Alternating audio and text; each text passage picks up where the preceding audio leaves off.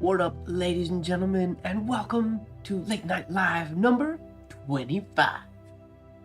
25. Right on. Welcome. This is part 3 of our capital letter comparing capital letters from different penmen and trying to recreate them if we can, if my hand decides to be good today. What's going on, Ojas Winnie? What up, Hody? What up, Ervind? Let's get my alphabets out here.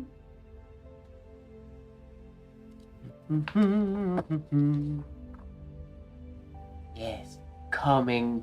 I figured, what was that, like 2 minutes of calming music before we get the party started. Live comments. I was hoping they were gonna turn back on this week because the copyright claim thing was finished, but they did not. The previous videos did not have the live chat replay, and this video, I don't know if it will or not. I am assuming it won't, unfortunately. So when people ask questions and whatnot today, I'm going to be reading them out loud a little more, and I'll be reading your guys' chat a little bit more than I normally do, just because the past few videos haven't had any of the live chat visible, and I'm just making conversation with myself, basically, which is what I'll be doing today as well. I just will read the comments so people sort of know what's going on. I'm not really sure why it's an issue, though. They were working for so long, and then now it's like not even an option. I can go deep into my YouTube settings, and there is a box there to check for to enable live chat replay, but the box isn't even checkable for me at the moment. It's like the opportunity got taken away. It's grayed out and I can't activate it. So I have to reach out to YouTube, I guess. But when I Googled it, there are many people posting on discussion forums and stuff the exact same question. So I'm assuming it's just either an issue or they maybe brought out a new feature and it disabled on everybody's and they're slowly reactivating it, and I just haven't got it yet because my channel is not super popular yet. So in any case, I don't have the ability to do live chat replay. If you haven't been watching the live streams for the past couple weeks, we are looking at a few alphabets by different penmen, and we are trying to replicate them. So where did we get to last week? We did ABC. We only did ABC the first week. Then last week we did DEF G. Did we make it to H last week? You guys gotta remind me in the chat, because I don't remember. I know we made it to G. I remember doing the G. I don't remember if we did the H or not. I don't recall. Oh, just winning. No, that doesn't mean you can just be bad in the chat just because nobody will know. It'll be super distracting in the chat today.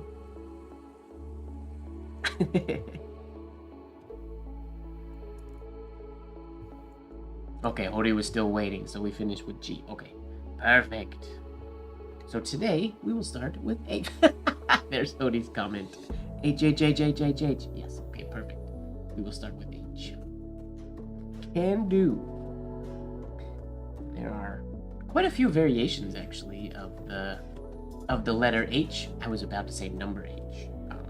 But of the letter H, today will be... I don't know, I haven't really paid attention to what versions these penmen used. We will find out. Alright, there we go. Ink is ready. Nib is ready. Water is ready. Live is going. Paper is ready. We can get this party started with... We're just gonna dive right into it with Kanan. We'll do Kanan's H. He's up first. So here, if we take a look at Kanan's H, let me get you guys zoomed in a bit further, I guess.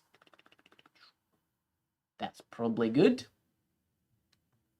There we go. If we look at Kanan's H, he has a really neat entry here, which is, this is the entry that I've been working on for the V lately. So that will be, that'll make it a little bit easier for me. What's going on, Lone? Start with H. Everybody seems extremely excited about H.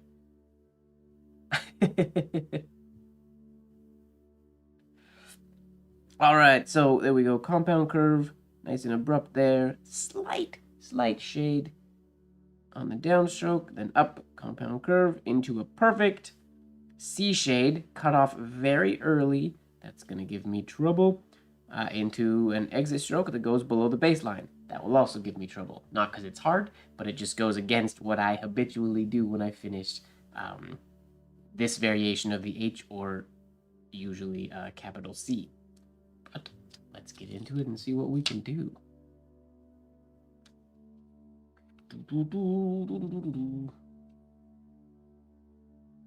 Full disclaimer, I haven't written it all yet today. It's been a busy day. I was running errands and I was out and about and doing stuff. So I haven't written at all. This is my first time dipping a nib today. Oh, which is proven by the fact that my nib is oily. What's going on, Marilyn? Welcome to Tuesday night.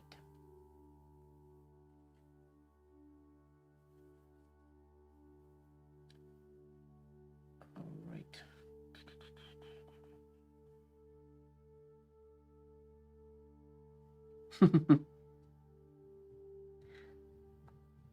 All right. Because I haven't written it today, I'm not going to dive straight into this letter quite yet. I just want to do a few ovals just to get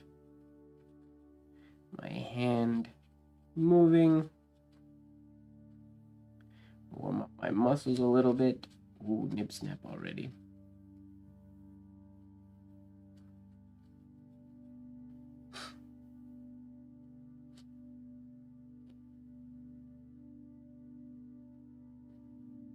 I have a feeling I may have to swap out this nib at some point today because it's rather sharp. That's okay. There we go. Let's warm up enough. Yeah, it's a really neat entry to the H. I don't believe I've ever started the H that way. I've started the V, the U, and the Y that way relatively recently, actually. It's not something I used to do very often at all. But we'll see how it goes.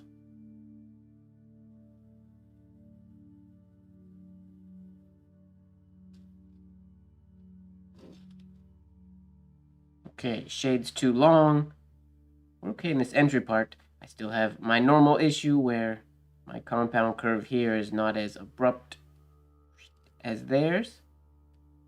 That is one thing that in the old styles of not the old styles of penmanship, the old penmen were very good, and it was just normal. Everybody has this very abrupt transition into their compound curves between their ovals, and it's something that I've always had difficulty recreating. It just doesn't ever feel natural to me. It's a constant process working on it. And then, of course, as we could have expected or as we could have predicted, I went above the baseline. I gotta make sure I keep that below the baseline. And then my shade's a little too low, but it's a start.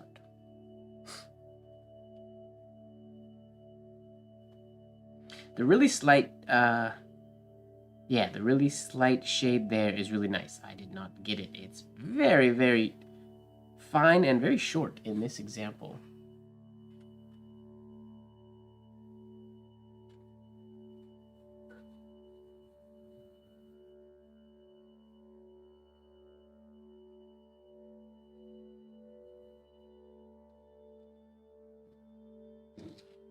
That's better.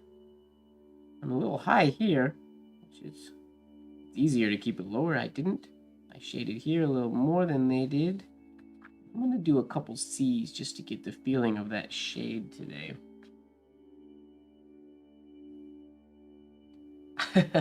Is it not? Is the Scratchy Nib ASMR not there today?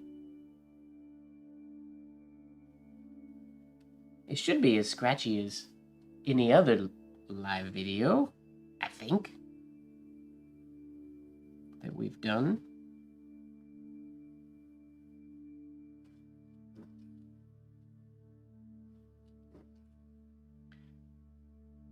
Shorten up that shade, Mike. Shorten it up.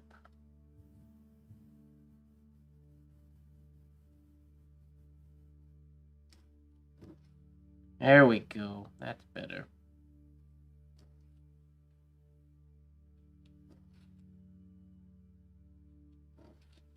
Okay.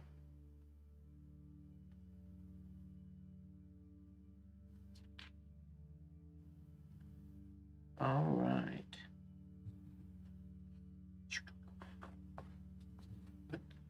Okay, H. Take 3.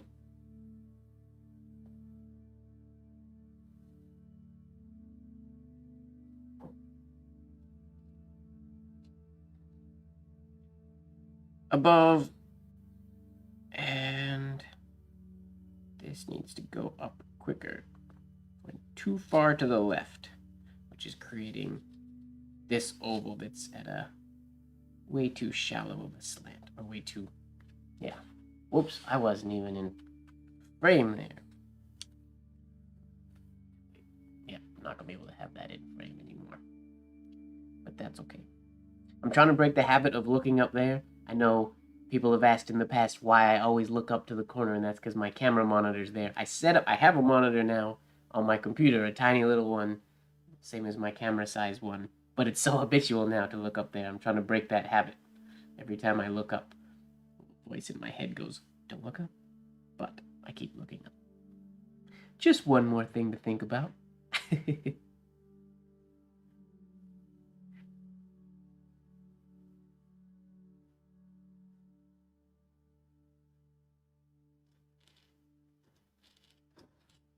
Ooh, ah, finished above the baseline. That one felt good. It flowed very nice.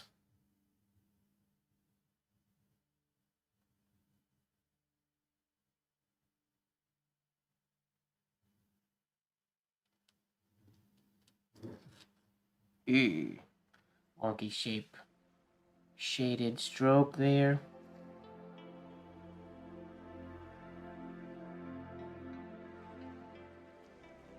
Yeah, sorry. I did that part off screen. My bad.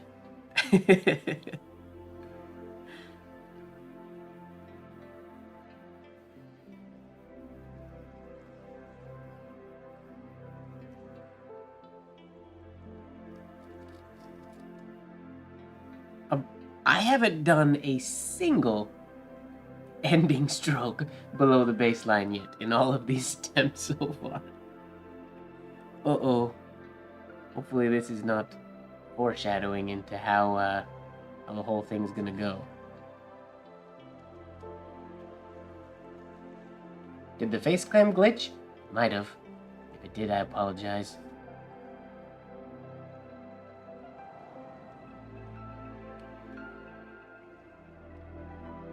Is it out of sync?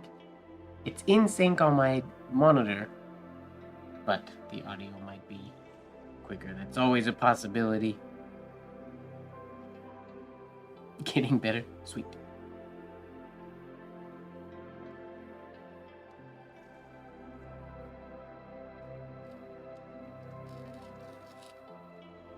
Come on.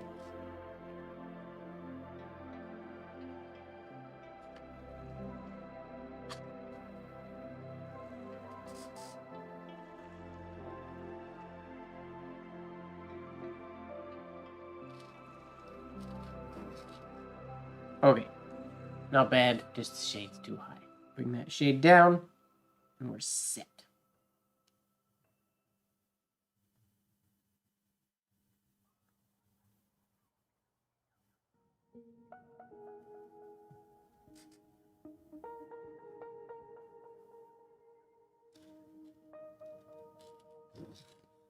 There's the idea. Wonky compound curve in the entry oval, but there's the idea. What's happening, I'll explain to you what's going on. Because this letter travels, as I've mentioned in the past, using the flexibility of my forearm doesn't seem to be as flexible as the penman of the past, unfortunately. So I tend to run out of range of movement in something I need to train to sort of stretch my ability to go a little bit wider without using whole arm movement.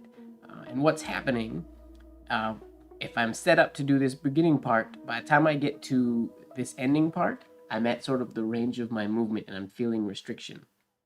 So what I'm trying to remember to do is I set my forearm down, planning to do that ending stroke, because that's sort of that's the important stroke of this entire thing. And then I am stretching to get the entry strokes.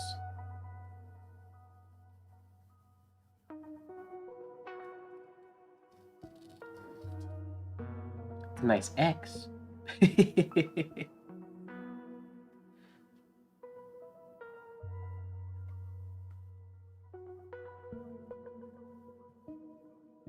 All right.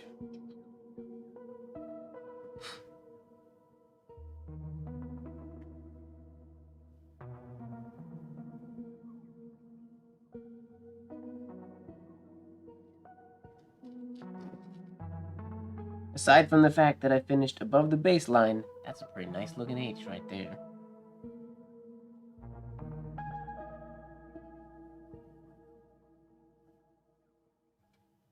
Below the baseline.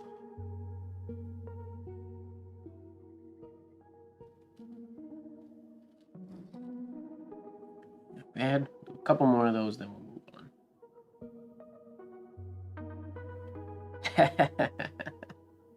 That X got Bob Ross vibes. This one, oh yeah. Little happy accident right there.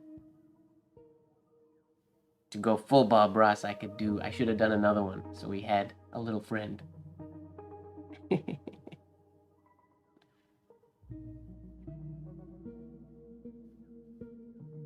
I should make a Bob Ross penmanship video. Dress up like him and do a whole thing. Scripted and everything. That'd be funny.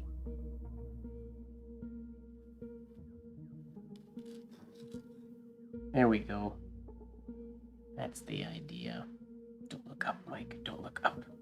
I would like to get that shade a little bit bigger and a little shorter.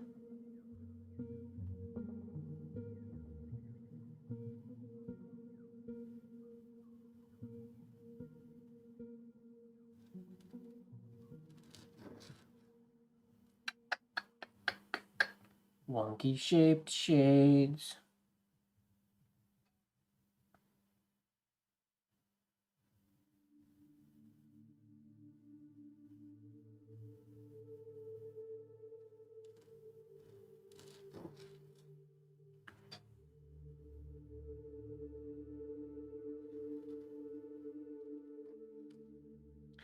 My shades are so long. What is happening? I like the shape of the overall letter I'm getting, but my shades are crazy long. And they really shouldn't be that long.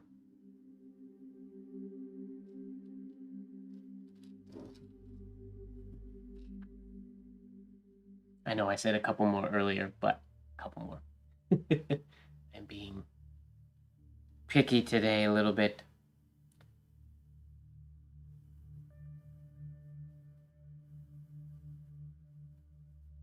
Oh, I don't know if I do that video. I wouldn't do Bob Ross vibes for a live video. I would make an actual video for that one, I think. I need to start producing real YouTube videos again.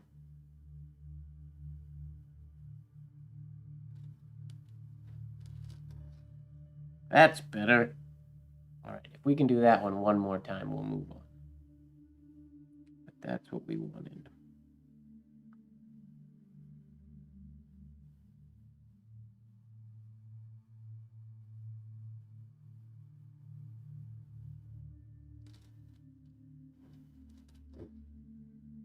I'll take it. I still don't get as vertical as I would like. see here. Well, he doesn't really go vertical that much. He just has, once they hit this top point, they have that nice round shape. And I have trouble with that. When I get the nice round shape, my shade ends up extending quite a bit too long. Gotta get that rapid snap. But I think that's close enough to Kanan's to consider it a success. I guess let's see the big differences here. Number one, still this compound curve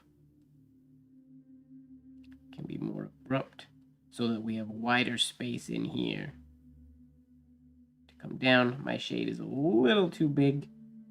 And this isn't bad, but this needs to go right there. If that went there and this cut off about there, we'd be in a good spot. This is not a horrible ending oval, but could be a little bit smoother. But we won't be too picky today. You can't get the Hot 101 in Hong Kong? Does Kahlo not have any? What does Kahlo have? Leonard Principles?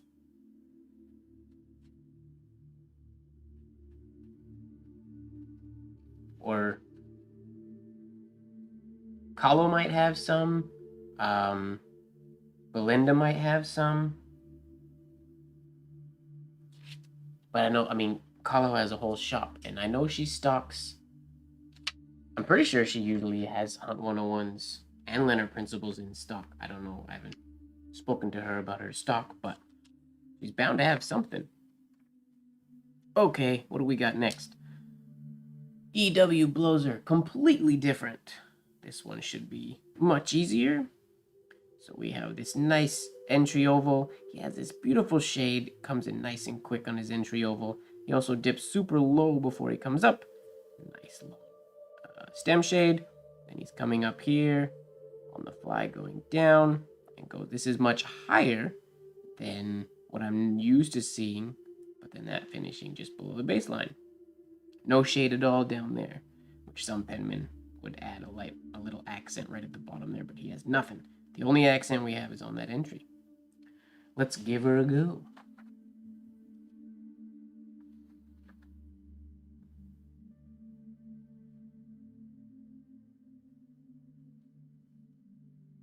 If you have Leonard Hunt 101s or Leonard Principles in bulk, go for that. Buy in bulk. If you can, whenever you can, when it comes to nibs.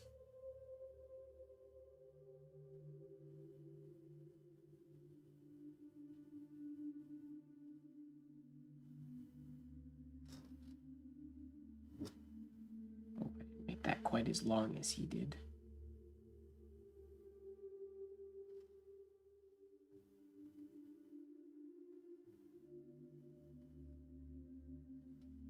I get that skinny oval that goes super, super high up here. Okay.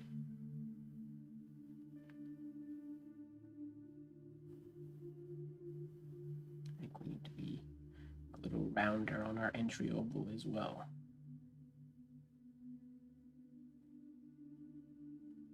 Where does he start his entry? Oh, they almost touch those 2 points. Okay. Good to know.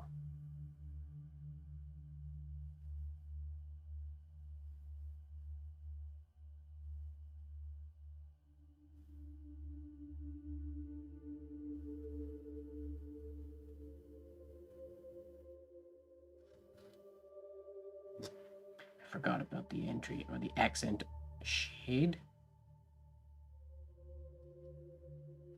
Nope.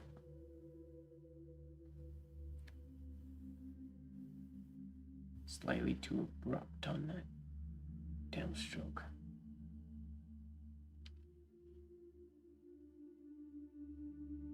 Oh, that's a good number. That should last a long time. To get 2 boxes of 100 Leonard Principles should last you a very long time.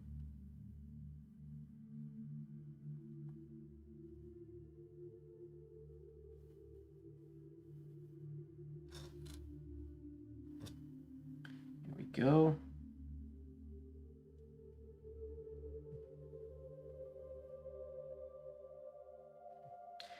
think that's the one. His is a little narrower than this one.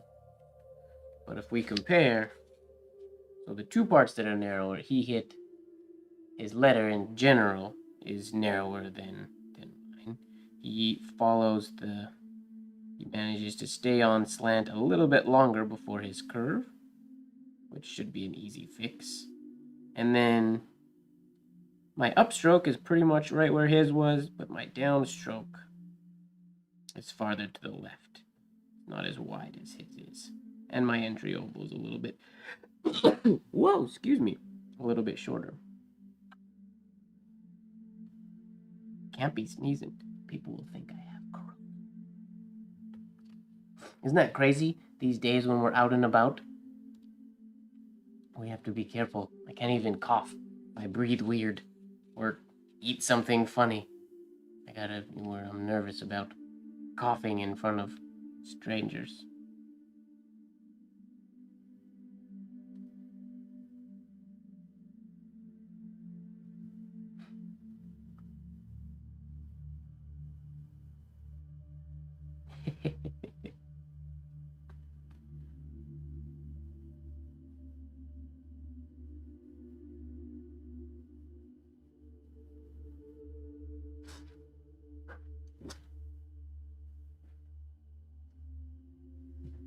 Whoa. That's a really weird shape for me. Going up.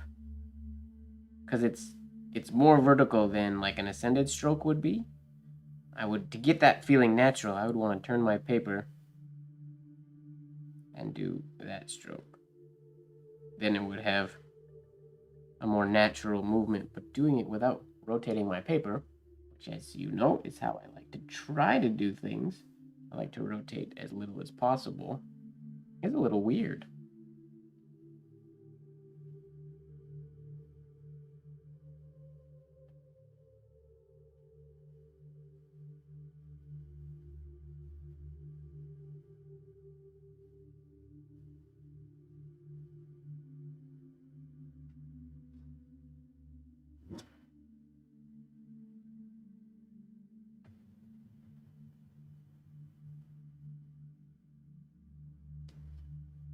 That's the idea. It's a little messed up there.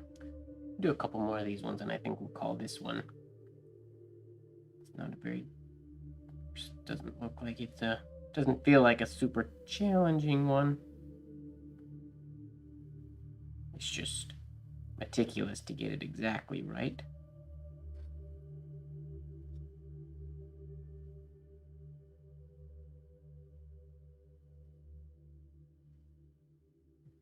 There we go.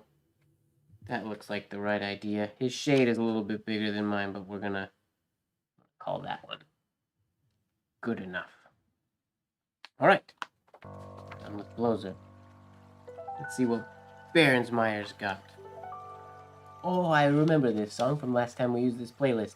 This song reminds me, or makes me think that it should be in a Ghibli Japanese anime. This is like when either a story is just starting or a flashback memory or ending credits. It sounds like it's from a Ghibli movie.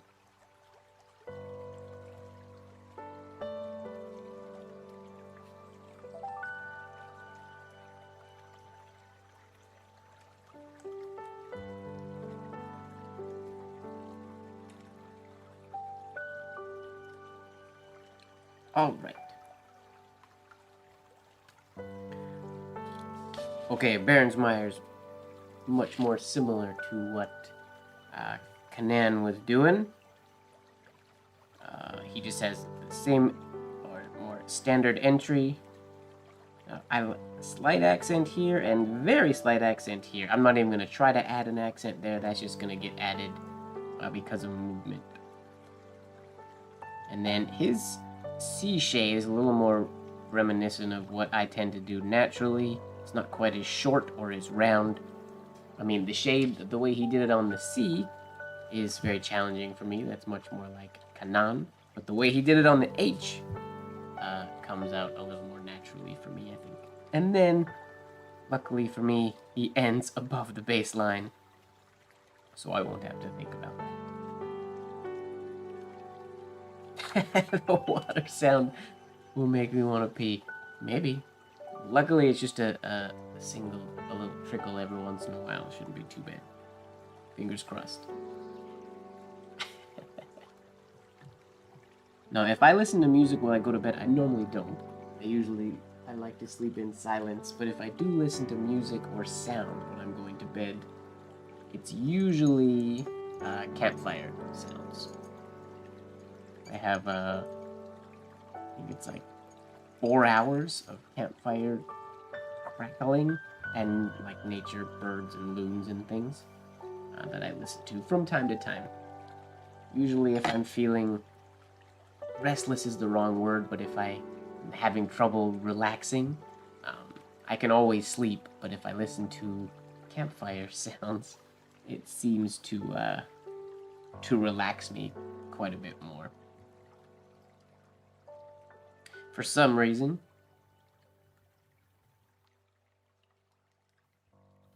Where does his entry... Okay, now he has space. Okay.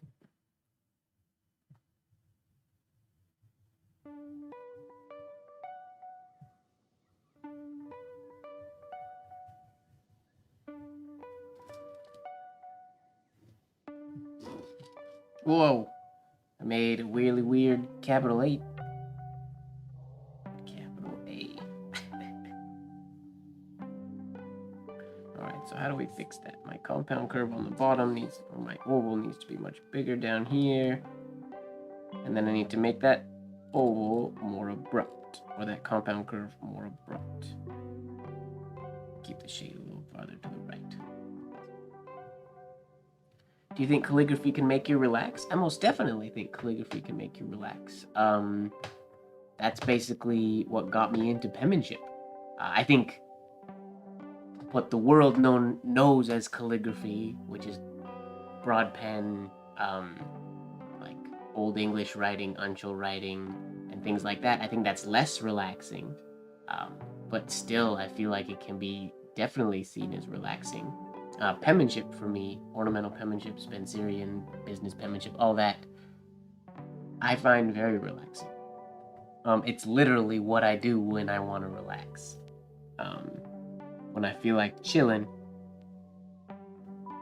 I usually don't try to do challenges or things like what we're doing tonight, trying to replicate specific things. When it's relaxing is more when you take out what it's supposed to be and all that, when you throw that away. So it's not a practice session, and you just kind of drift away and let whatever happens on the page happen on the page. I find that to be very relaxing.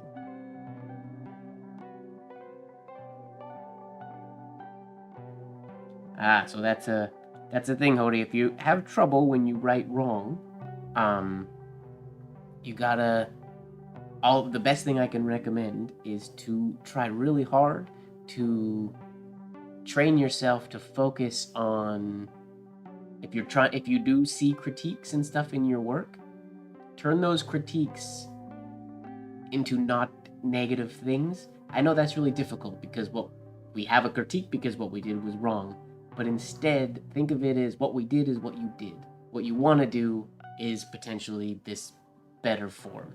So then it's essentially the same thing, but one has a less negative sort of energy behind it. If you're into that sort of thinking, then it's... Yeah, I don't know, taking critique in a non-negative way, I think can be super, super helpful.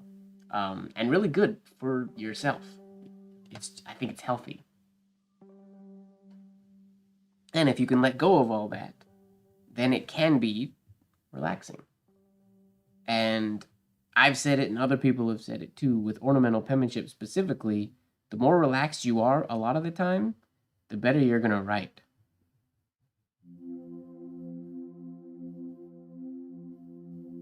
Not always, but a lot of the time.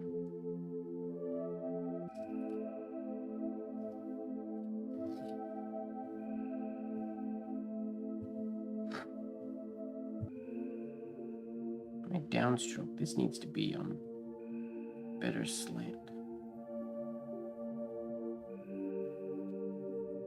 Hey, Lori, welcome. What up, James? James, I do OP when I want to be stressed and want my back to hurt. James, number one, we gotta figure out why your back hurts when you do OP. That stresses me out. Because that's, I don't know, that's not good. Skylar is in the same boat. When Skylar does penmanship, his back hurts. He can do lettering all day long and it doesn't seem to hurt him, but when he does penmanship, his back hurts.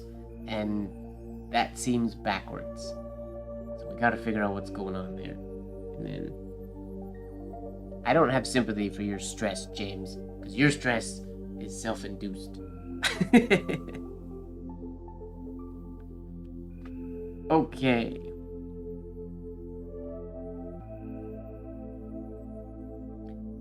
Well, yeah, also, if you just had 3 cups of coffee, you're not allowed to be mad at your writing. Because, I mean, that's like shooting yourself in the foot and then trying to run a marathon. That's, you can't be mad if you lose the marathon because you shot yourself in the foot. It was a weird analogy, sorry. My chair feels low. Maybe something feels weird in my current setup.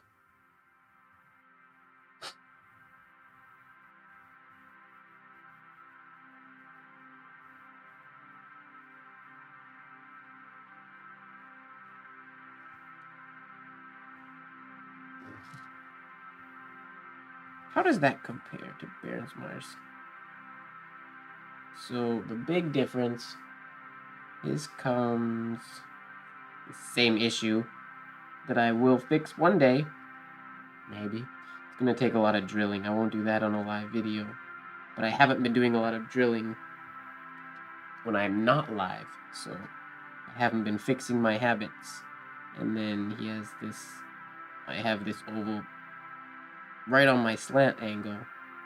He manages to get this little bit more of that going on at the bottom there, which is pretty. Other than that, we're close. Obviously, his ending oval is nice, a little bit rounder than mine. I'm not too picky about the ending ovals though, because even Penman of old did them very different. Classic example right here, or a good example, you can see his H, sort of angled oval, but his D is borderline round.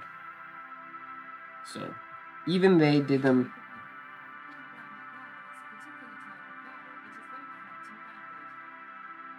Thanks, Google.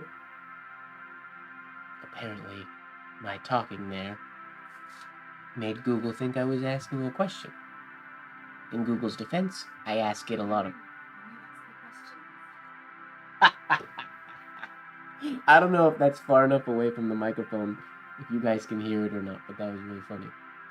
I talk to my Google all the time. That was quite hilarious. I also thank my Google. Does anybody else do that uses Google or Alexa or anything? When it does things for me, I thank it. It just feels like the right thing to do.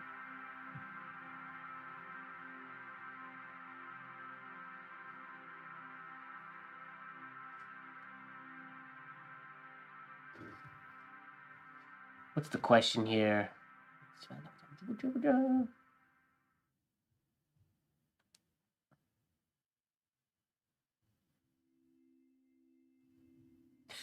James, that business educator alphabet compilation I made me feel good. Made you feel good about your OP. Well, that's good. I mean, that there are some not amazing alphabets in that compilation. Keep in mind, James, that some of those examples are from children and people that submitted to the business educator. Some of them are from schools, not the colleges. Many of them were not professional penmen. But there are some not great alphabets in that compilation. So it can potentially help you feel better.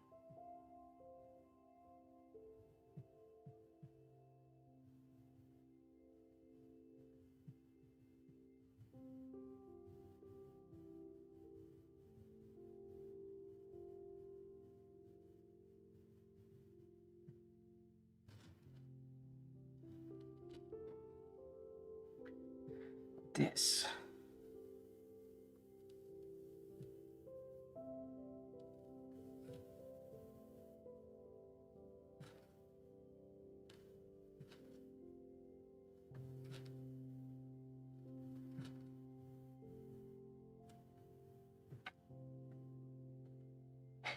Alexa, babe. Nice. In my apartment in Los Angeles, I used Google and my roommate used Alexa so that our devices wouldn't answer each other's questions because we both use them quite a lot. But everything of his was Alexa and everything of mine was Google.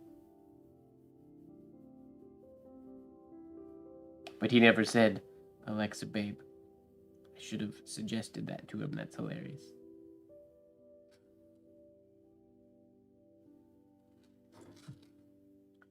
That's better, I think. Right now I'm focusing on this ending part. My shades are still way too long. But I feel like we're just gonna have to be okay with that for now. Seeing as though I can't seem to fix it.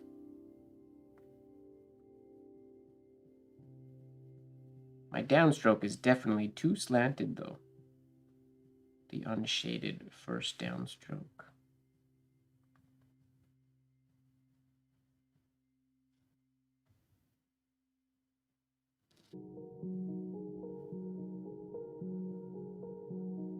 Whose H is this? Right now we're doing Berensmeyer's. One of his anyways. You know what's funny? This alphabet of Berensmeyer's doesn't exist in that giant archive that I did. Almost 200 alphabets. And this alphabet was never printed in the Business Educator, I don't think. Somebody can correct me if I'm wrong. If they go through that archive to H.P. Berensmeyer, it's all alphabetical. But I'm pretty sure this one's not in there. I don't remember. This one was printed, but maybe just not in the Business Educator, or I'm making things up right now.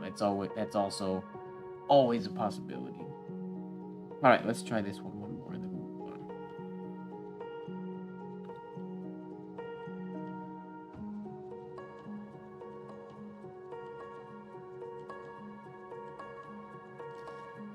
Ooh, weird entry.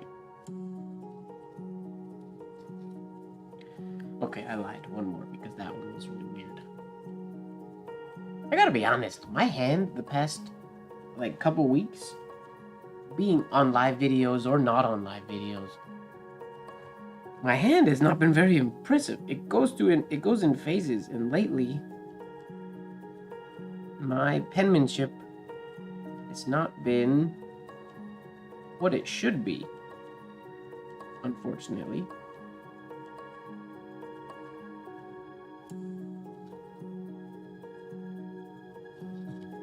That's better. Shade's still a little low, but we're gonna leave that one there for today. Was I in frame when I did that? Hope I was. Oh, was I not even in frame? I wasn't in frame. Sorry. Could be the weather. I was. Sorry. Weird. Maybe that means my camera is just set up so it's too far away from me. Okay, let's go Courtney. We'll do... What is his 2 H's here? Ooh, we're gonna do this one. Because it's sort of... Where is it? There it is. It's sort of what we were doing with Kanan, and it's a little bit like Berensmeyer's, except it starts rounded. But now, much more even, and here, this is very much just like a... What's that symbol? I don't know what it's called, but there's a symbol. It's very uniform. And this is very even right in the middle. Almost goes horizontal across here before it abruptly goes up and down.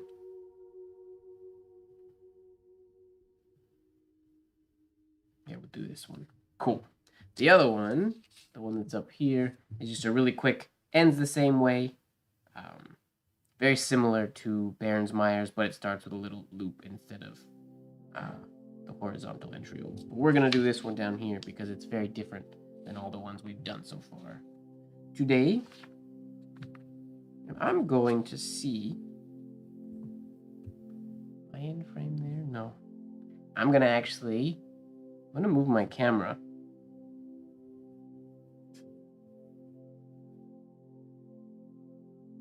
Yeah, I'm gonna move my camera because where I wrote that H felt really good. So maybe I'm set up a little bit too far away from myself today.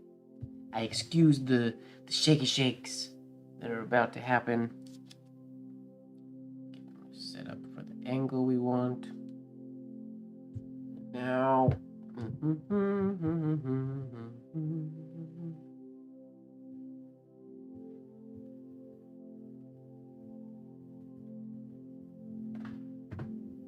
Tighten that nice and tight. There we go. There we go. Now we should be able to keep things in frame a wee bit more. Cool. All right, let's do, what do we got? So we'll start it at the baseline. We'll start it in the middle.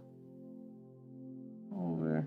Super loopy, super round, almost horizontal, and then around. And this is very much not rounded like Kanan's or I believe it was Bairnsmeyer's. Yeah, very oval here. Okay.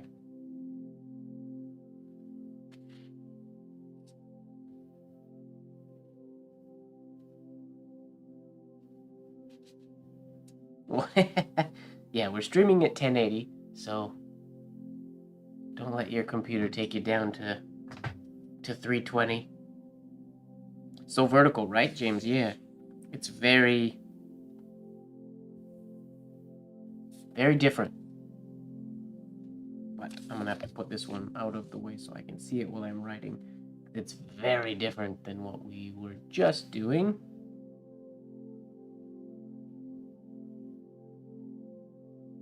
Still trying to break the habit of looking up there and looking front instead to the monitor in front of me. But as you can have probably noticed, I look up there about, I mean, it's habitual now. We've been doing this for so long and I've always looked up. Okay.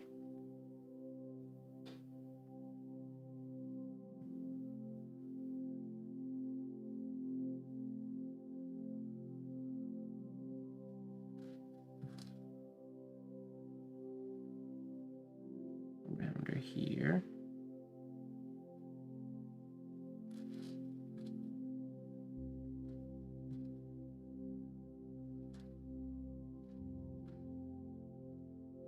Now, this is again not a way that I would recommend really training a lot because all of the roundness I was trying to remember to do for like Kanan's and Bairnsmeyer's, I now need to take away and now come down on more of the slant angle. So my muscles aren't able to get comfortable in one specific setup.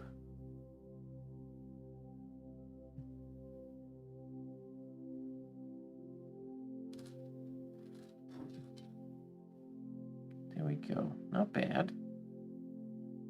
So he does manage to keep his ending stroke a little bit nicer and rounder than mine. My shade needs to be way higher instead of being the entire thing.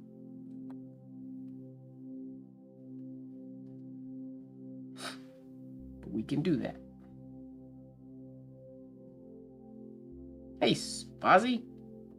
You're not late. There's no such thing as late. What did you miss? You missed a few H's. That's about it. Just a few H's.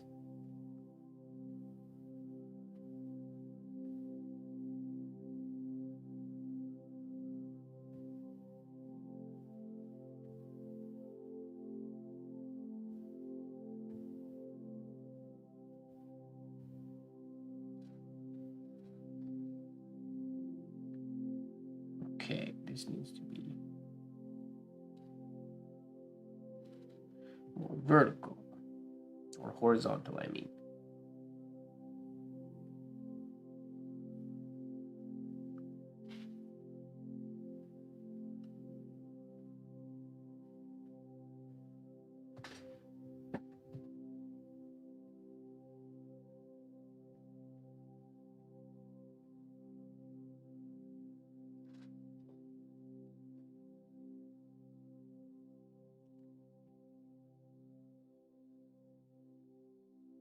This manages to look. It's right in here. He has these like two, obviously not straight lines because they're two curves, but they're not very rounded. They're slightly curved.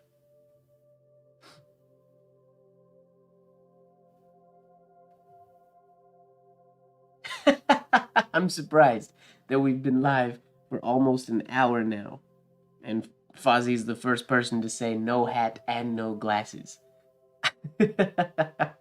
It's a whole different me. I actually really like not wearing glasses when I do lives because I don't see the reflection of the lights in my glasses all the time. I am wearing contacts today because I did get a haircut today. And when I get haircuts, it's annoying to have to take my glasses off and I can't see what the barber is doing. So I am wearing contacts. Which I think I'm going to try to start wearing contacts a little bit more. I got out of the habit of putting them in for a while, but I think I'm going to go back to the contact life.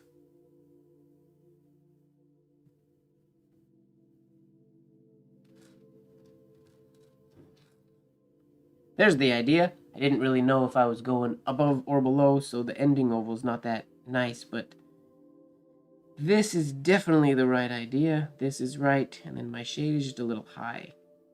I wish that this shade didn't extend past that line, and we would be in a good spot. I like my glasses as well. I just, it's nice to change it up from time to time.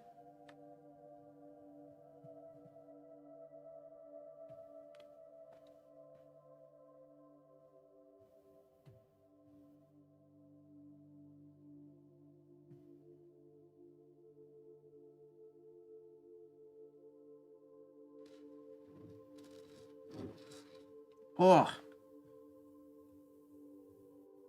getting this weird, you can see they're bubbling way out because I've been trying really hard lately to get that rounded C. And the shade is coming out really funky.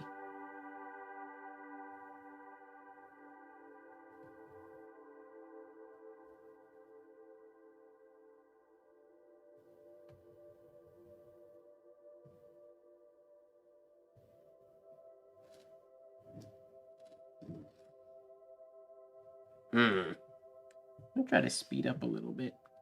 See if I can smooth this out.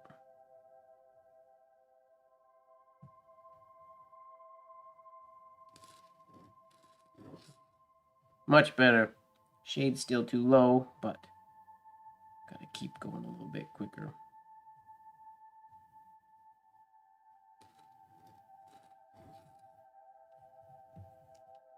Shade's still too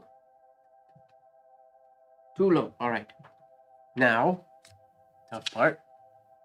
Keep the speed, shorten the shade. Keep the speed, shorten the shade. Keep the speed, shorten the shade. There's my mantra. Keep the speed, shorten the shade.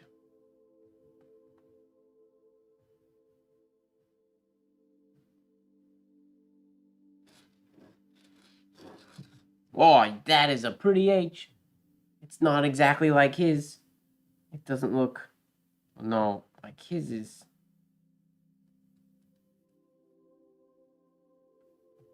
Like that. His is very, very... It extends below the baseline like this. His is a very weird shape compared to what we're used to seeing, but that was a pretty H.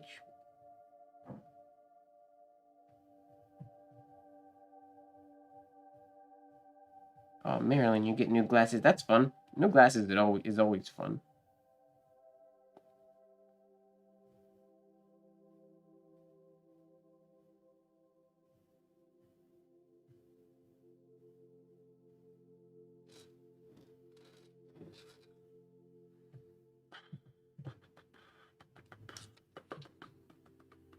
Speed up. Gotta speed up.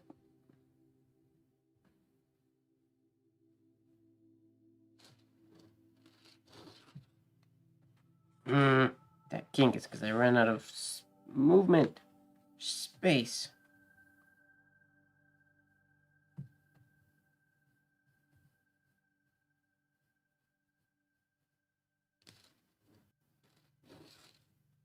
There we go. That's better.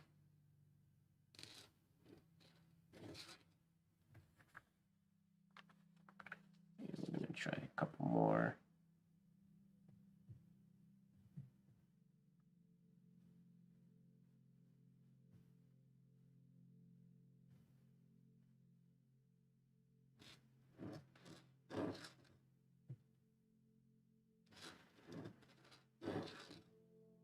The idea. Just going to shorten that shade a little bit.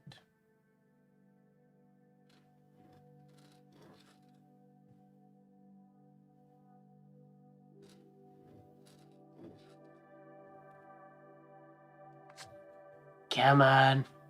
Just gonna try to do a whole bunch back to back.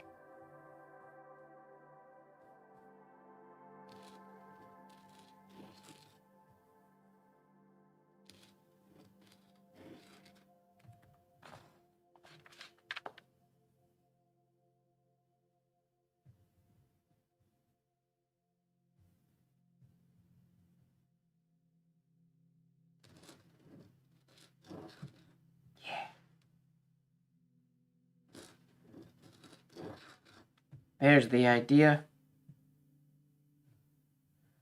Shorten the shade.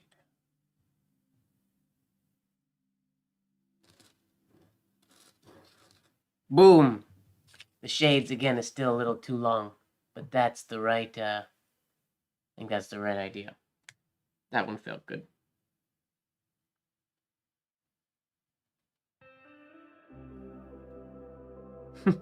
Thanks, James. Glad you like the shade. The shade is still a little longer than I want, or a little short lower than I want it to be. I'd like it to be up higher, but that's gonna take some work. But that smoothness, so that's a good thing to note. In general, I have to speed up a little bit. I think in trying to replicate these designs, or these forms, I'm slowing down a little bit. Because I don't have, the reason that's happening, I don't have muscle memory, or I'm not going off the image that's in my brain so much, where I can just whip it out when it's in there. I'm thinking about it, and I'm slowing down. And when I slow down, things get ugly.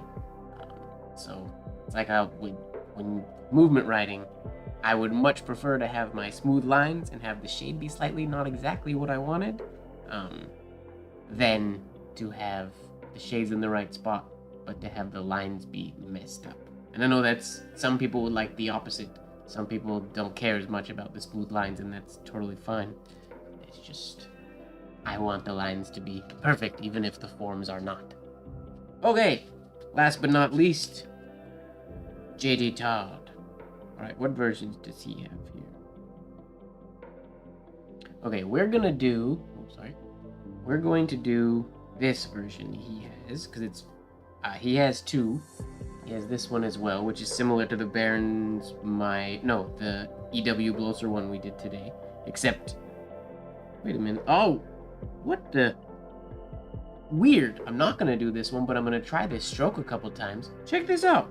So this starts down here, going to the baseline, and then comes down with the shade on the downstroke of what looks like it would be the entry oval. That's weird. I don't think I've ever seen that before. I mean, he might have lifted there as well. He might have done this stroke first and then done this stroke, but I feel like he would have just done that all in one. That's interesting.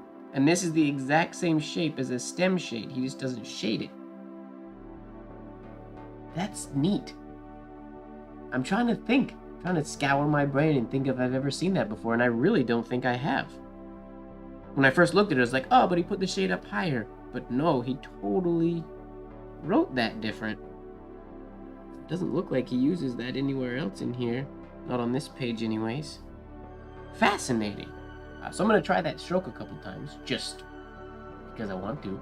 But the H that we're going to try to replicate is this one, because it's very similar to Courtney's one that we were just doing, but the difference is, so he has a small horizontal entry oval. Now, his shade here, unlike all of the H's that had a looped left oval on the bottom here, or a lower left loop, his shade isn't just an accent shade, it's shaded like a stem shade. Like that shade there is the same as this F here. Ish. It's the same idea. It's more of a stem shade. It goes basically flat along the baseline right before it curves back up again. And then it has mirrored shade at the top. Now it's going to be really important to keep the shade short, which is dangerous for me, but to keep the shade short here, otherwise the letter itself is going to look really heavy. But if we have this middle point, and then our stem is below the middle point, and our ending shade is above the middle point, and then we have our horizontal exit oval. So that's the H we're going to try to replicate, but I'm going to try to do this fascinating entry,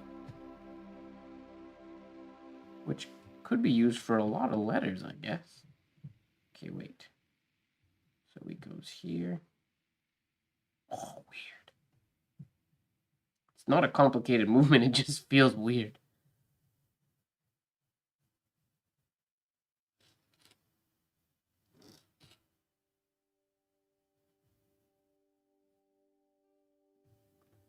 Huh.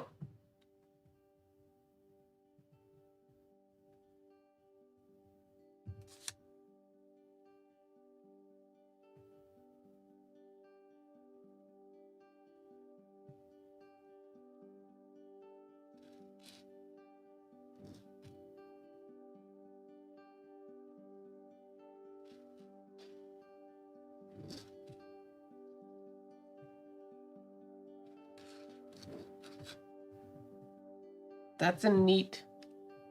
I don't know how I feel about it yet, because when I first look at it, it makes my eye initially, before my eye notices what it is, my eye thinks that the baseline, or that the shade is sitting way above the baseline, and it looks weird, but it's supposed to look like that. Fascinating. Like, I want to try this, and it might be silly, but I'm going to try it anyways. Makes me want to do it like this.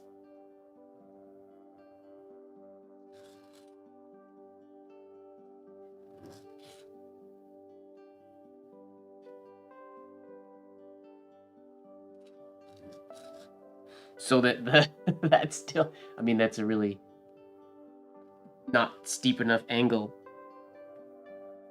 but it makes it look like it has a stem that's on the baseline. Fascinating. Anyways, we'll go to the H. That's a neat little stroke there.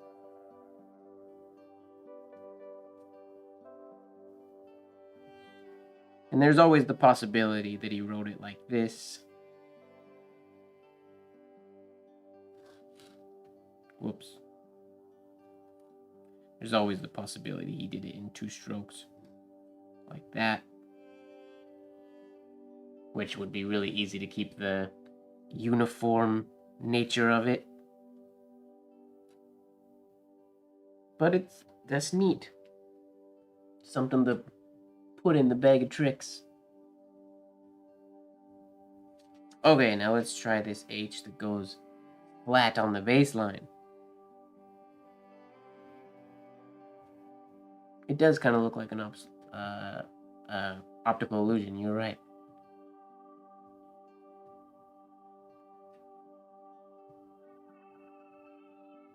K variation. Are you guys saying this looks like a K? What are you talking about? Oh, he did it on the K. Ah, I didn't know. Everybody kept referencing K in the chat, and I had no idea what you guys were talking about. He does totally do it on the K as well. And on the... Whoa! On the K, he starts up here. Comes down. And he doesn't lift because that's a rounded thing. And then does the stem.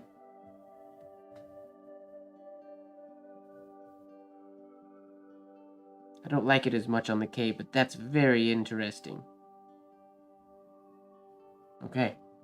Okay. Well, I look forward to when we get to K in about 1 billion weeks when I get through these alphabets.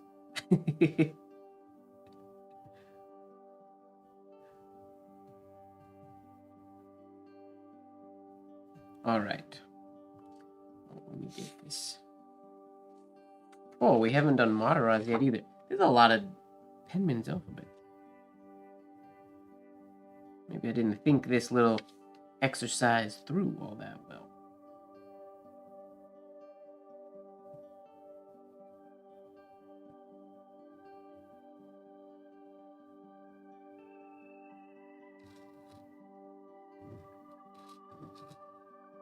See, like, that's the idea. There's a lot more pressure to keep the shade high when you do this one. I really like having the shade, this first shaded lower right or lower left loop. Much more, I find it much more natural than doing the slight accent shaded one. Either no shade or fully shaded. Otherwise, my accent shades just end up looking poorly shaped.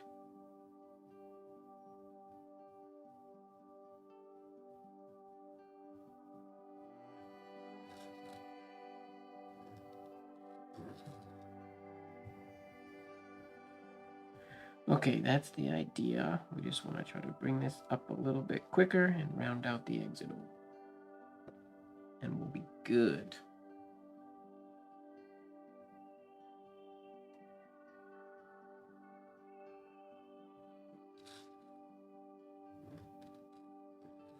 Nope. Turned out okay, but that's not what I was going for.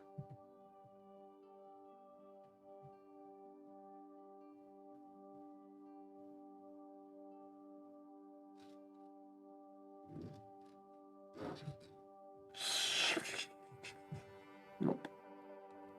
Bad. Muscle memory is coming into play and cutting it off, making it too long there.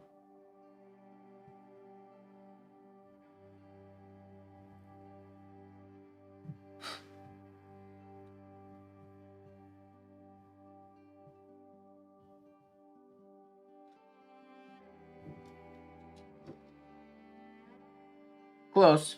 Too long on the shade. Let's try one more time. Then we're gonna go to Mataraz.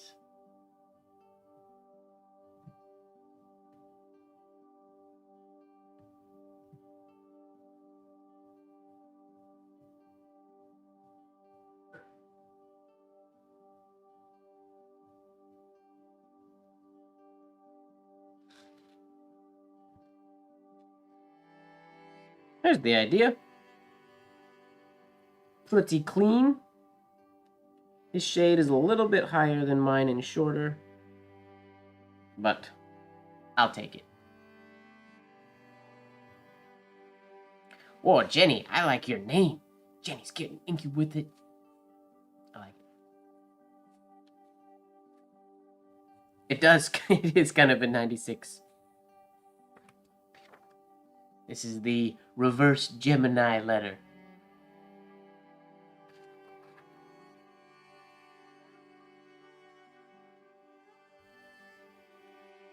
Okay. What do we got, Mataraz? His hairlines are tough to see. Where's H? H. Oh, my finger's on it. So, no shade at all. No accent shade, no anything. Super fast and wispy.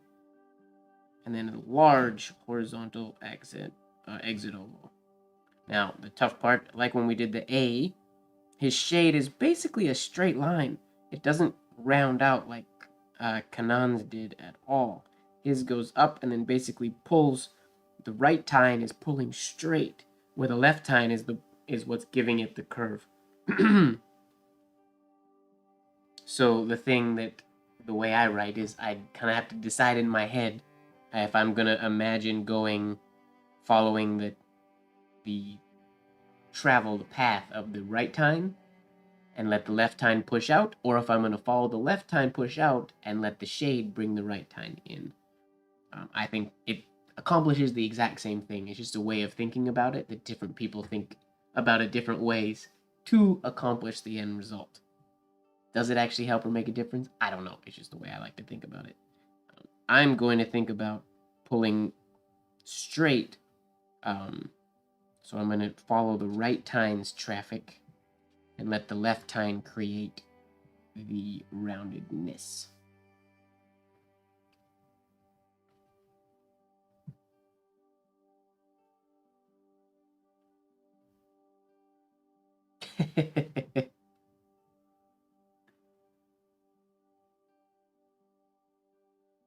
What kind of ink are you getting down with, Jenny? If it's not pen ink, octopus ink?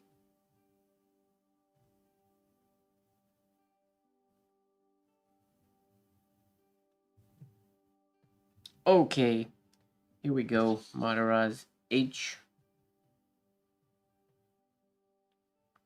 Okay, pull, straight, pull, pull, pull, pull. We can do this.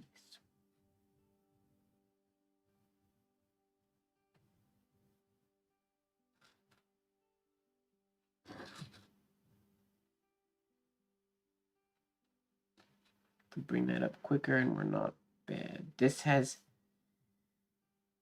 curve in it.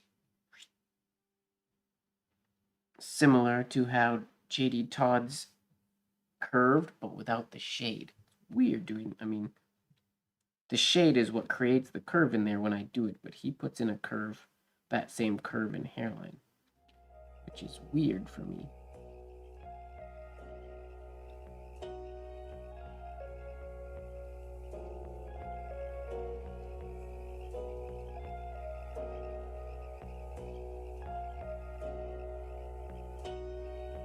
I added an accent shade there by accident.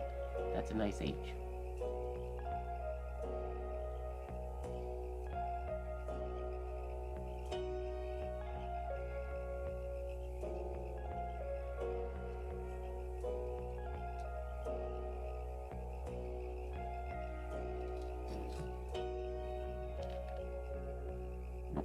Funky shade on that.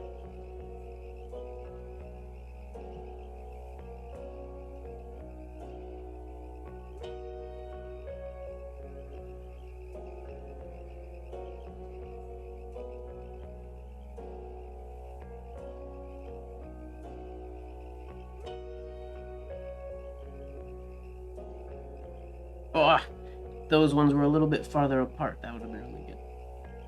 Oh, and his exit oval is much bigger. I have to do that too.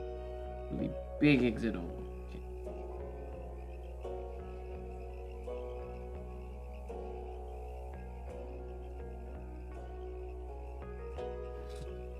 That's the idea. I'm happy with that one. Yeah, I'm gonna leave that one there. That's good. I do have a little bit of the straight, not quite as straight as Madaraz's right tine pulled down, but I'm quite happy with that H.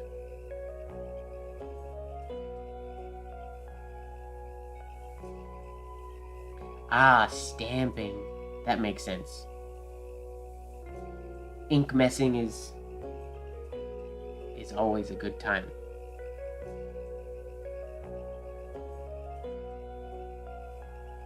You know what?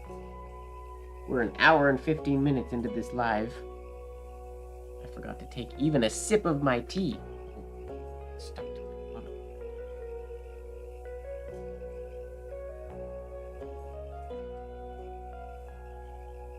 It's not that hot anymore.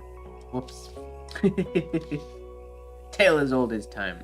Okay, let's go into our backwards letters. I. Milk tea. I'm having the classic green tea with honey today. Okay, we're going to work on our eyes here. Madaraz. Rounded entry. Coming up. Cut off, rather pointy, straight down, stem shade, and over. Clean, simple, challenging.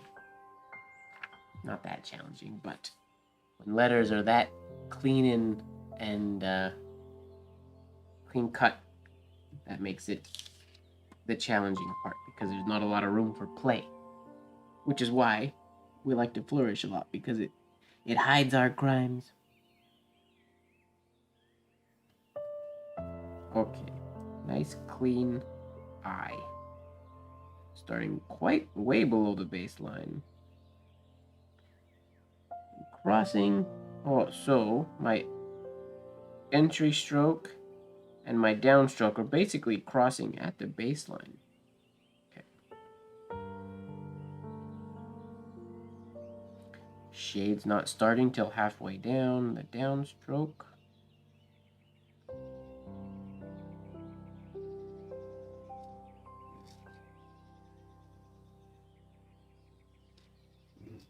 Whoops.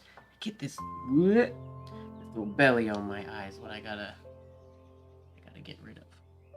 I gotta keep the habit of making that shape.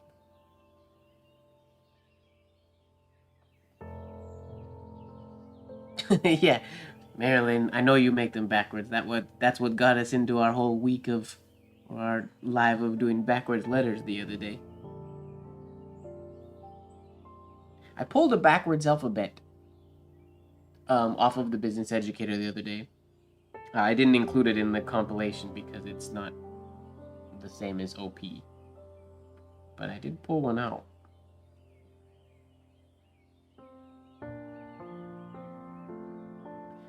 That is a good question, Jenny. Let me answer that in just a second here.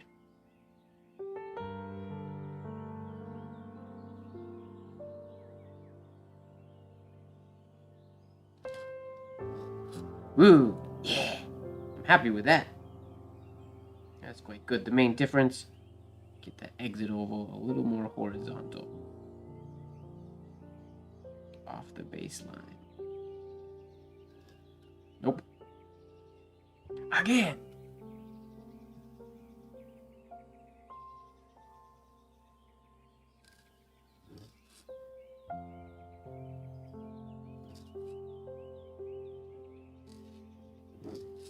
There. A few good eyes back to back. Does the oblique holder make this writing easier? Yes, it most definitely does. Doing big, large shaded lettering or writing at an angle like this is very challenging with a straight pen just because of the way the tines want to open. When you have the oblique holder, it makes the tines open at the correct angle or at the slanted angle. So you can get big shades like this without fighting the tines. It's just a more organic, natural splitting and closing, so you can get larger shades.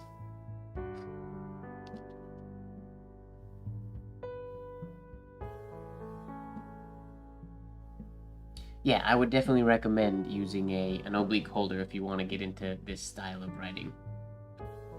I mean, or yeah, you can turn your page completely sideways if you want to write with, because you can. I mean, Spencerian was created with a crow quill, so you can do all of this with a straight pen, but it is, in my opinion, way more challenging, and not necessarily worth it.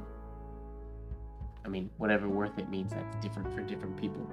But the oblique holder was just invented to make it easier. Left-hand writing, that's gonna be a challenge for, yeah, that won't be today or anytime soon, I don't think. We'll do left-hand writing one day. We'll dive into that pool of madness.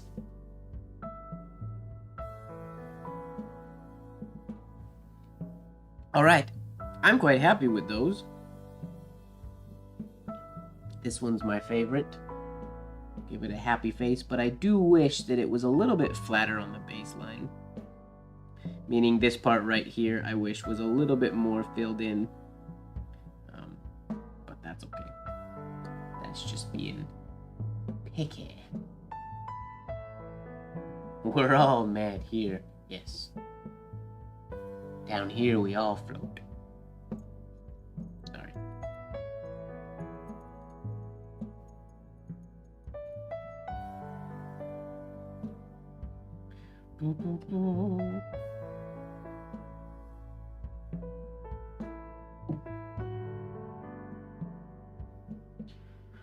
All right. JD Todd, what do you got for us? Okay, so JD Todd's eye looks virtually identical to Mataraz's eye. So we're just going to do the same one and we're going to add on a full loop like that. I don't think we're going to have too much variation here in the capital I's. The only real thing they did different was sometimes it finished with a big oval and sometimes it was like a double loop before the ending. But that's pretty much it. The I's were pretty standard most of the time.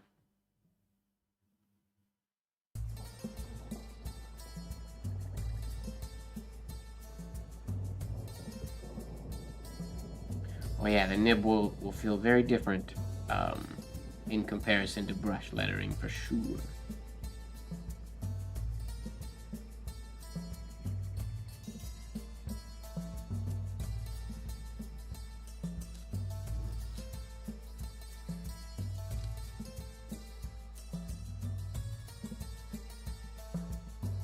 Oh, come on!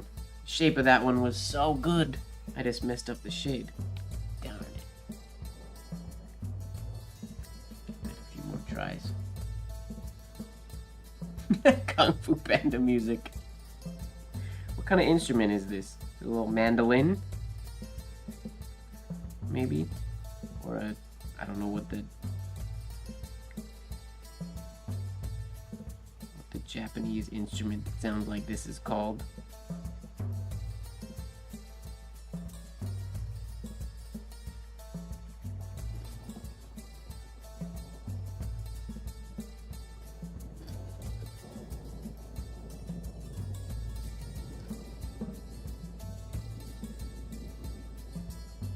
Not bad. Some decent eyes.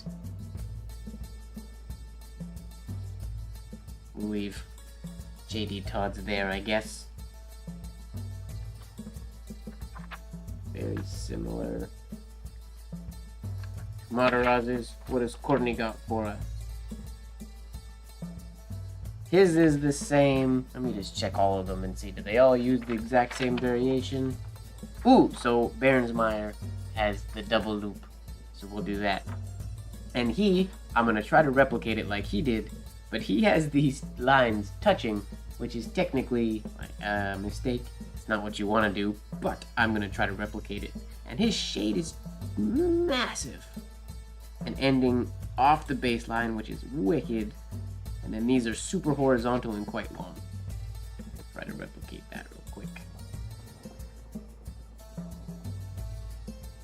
It is usually a no-no, but we're going to try to do it anyways.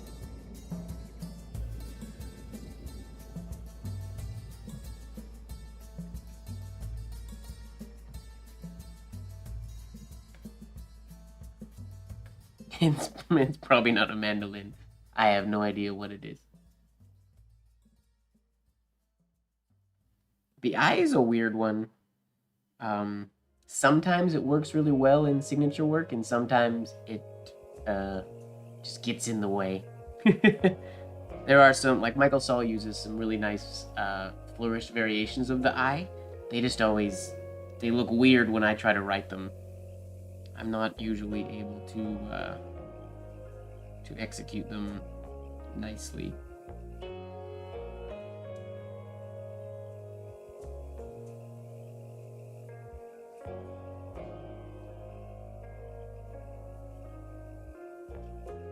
Oh, double loop, right. Oops.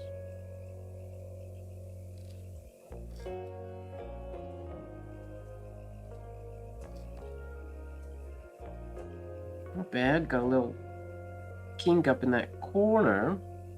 Oh, I think I did that behind my head. Right.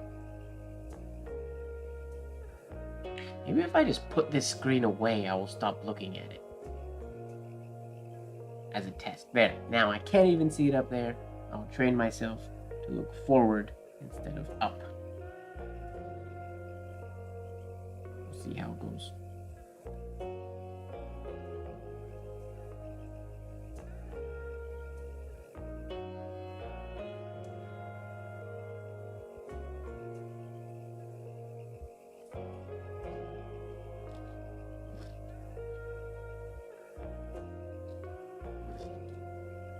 Here we go. I mean, my shade got a little... I looked at the nothing anyway. My shade got a little weird, but I got the, on both of those, I got the touching. Just.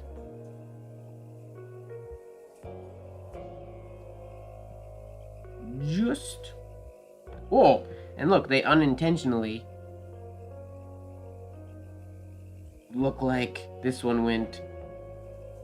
Yeah, they look like they're connected. Oh, that's cool. That's a fun little happy accident. Neat. I couldn't do that if I tried. But they're total, I mean, it's not exact. They're like less than like a quarter of a millimeter away from each other. But man, I definitely would have a lot of trouble doing that if that was one of my infinity challenges. Because how would you even... Yeah, you can't really cheat it. You have to...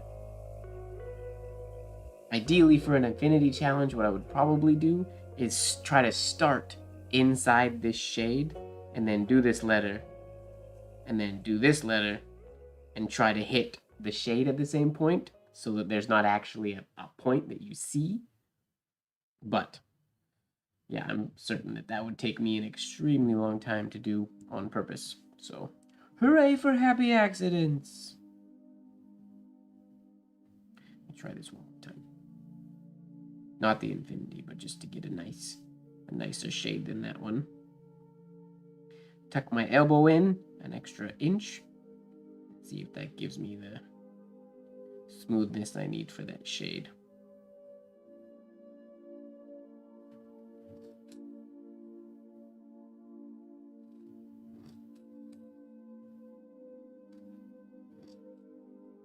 There we go. Close enough. We'll move on. What do you got for us, Blozer? We already did his. It's basically the exact same. I mean, the one difference that we can try to do with Blozers, stop looking up, is we can try to get this, it's very, very narrow. So instead of staying in a rounded bit, it almost curves and then goes straight like an ascended loop up there. So we can try a couple like that and see how narrow we can get it. You see, all of these have this natural curve going on, whereas his has much more like an ascended loop, and then the curve is down here, which is gonna feel really, really difficult, I think.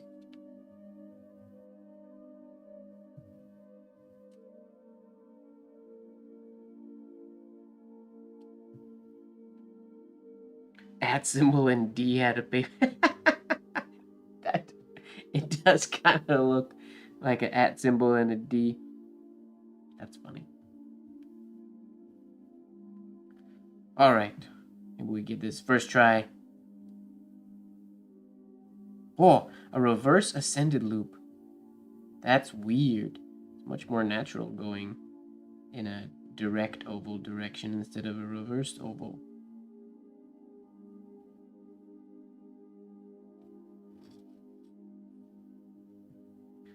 Wonky shape there. Just a little wonky shade for ye.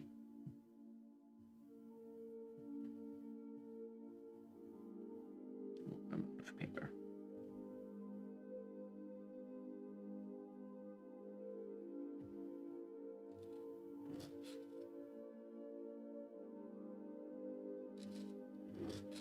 No, keep that shade lower.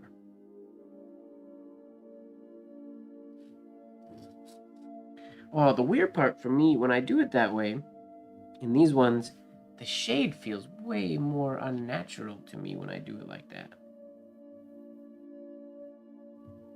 Try a couple more, and then we'll check out what Kanan's got for us, and if it's any different, we'll try his, then we'll move on to the J, which also probably isn't going to have that many variations, I don't imagine.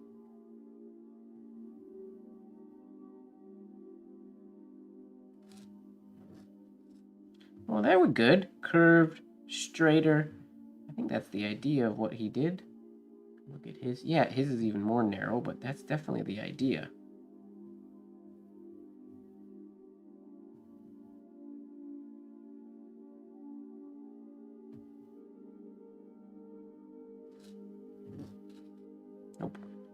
Kirby. Weird shaped. Interesting. So I think this one is our best of that bunch. Close to what Blozer had going on. Signature challenge in January.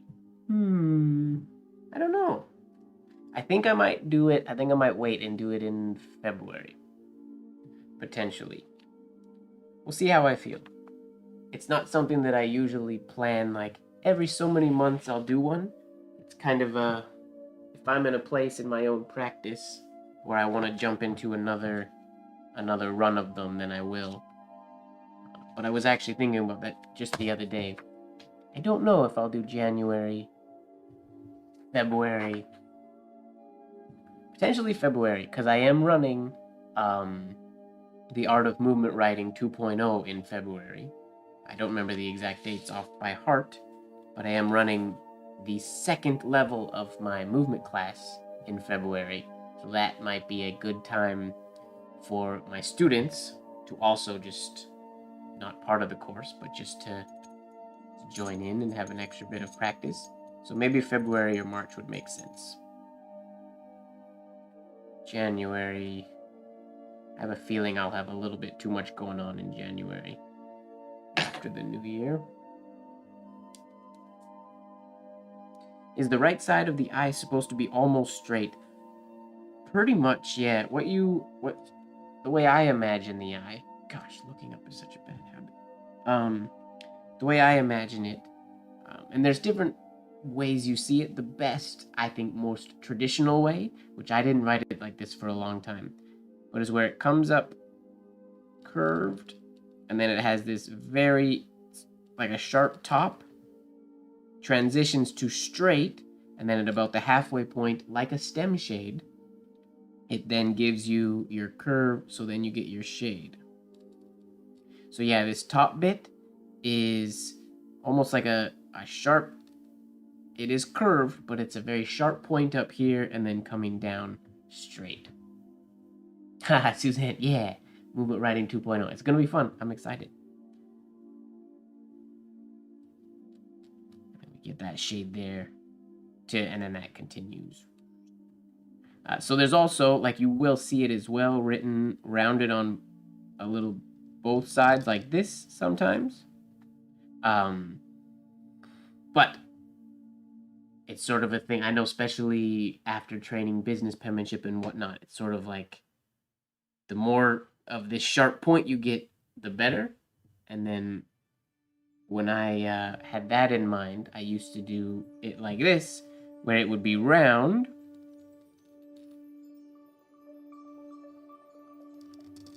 That's a really ugly shade, sorry. Like so it would be quite wide in comparison to the ones that we're doing today. And then you realize that this form, unlike most of, because by habit, I started writing this like I would write a stem shade for an M, but just making the top a little bit pointier and transitioning into the straight down stroke. But then you realize that they cut off that entry stroke so much that it's almost like, well, it's going the same curve, but we're just moving it to the right so that it ends up crossing over itself, if that made sense. That was sort of the evolution of how I wrote the eye, recognized the eye, and then now fixed the eye to be able to do the eye more similar to how it's done in the vintage specimens. Now, if you look at like Kanan's here, for example, he goes to the extreme where like we were starting below the baseline going up into it. He's starting way over here to the right and curving over round and crossing way above the baseline to come, I mean, still straight line down here and stem stroke. So from the shade on is about the same, but his entry, unlike the entries that we were doing, I do one like we were doing slowly. sort of like so-ish. His entry is coming over even more round like that. Uh-oh. Excuse me. Sneezing today. Why? Don't know. Alright.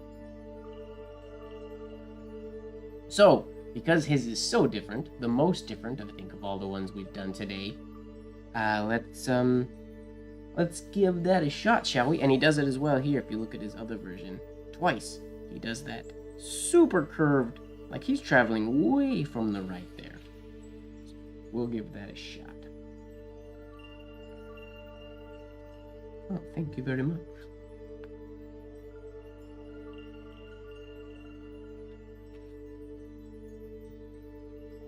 Because otherwise it looks rude. Nice.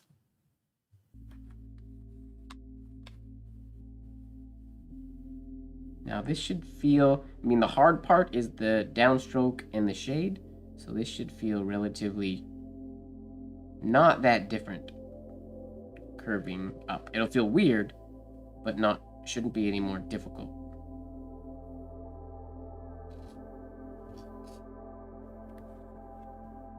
It's a really big one.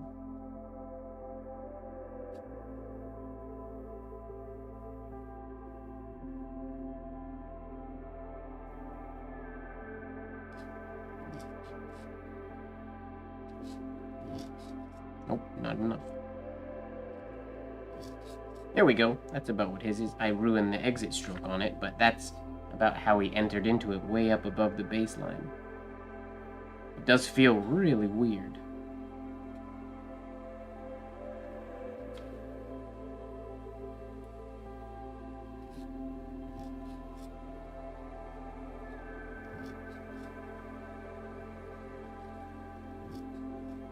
Almost looks like a weird shaded sea. Like, I wonder if you could do...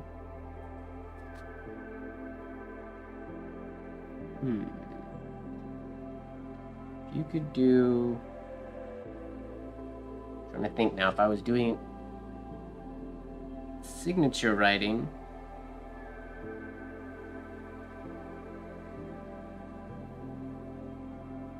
will this work?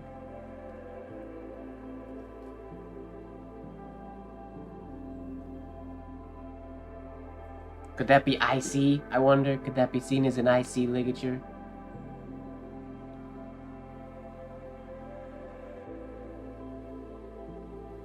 IC. Maybe not. Maybe they're too close together. Kind of like the idea, though.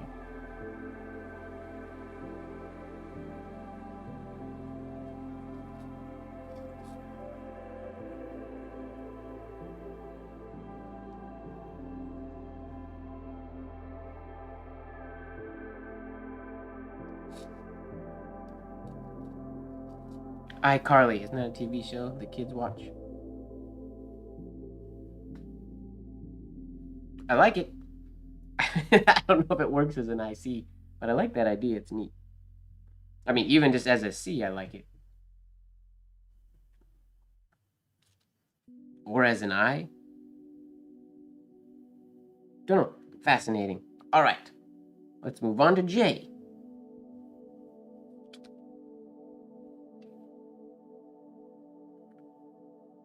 Making my heart skip a beat. My heart can't skip beats. It needs to hit all its beats. Otherwise it's gonna be offbeat. And I can't be offbeat. I'm a dancer. Horrible joke.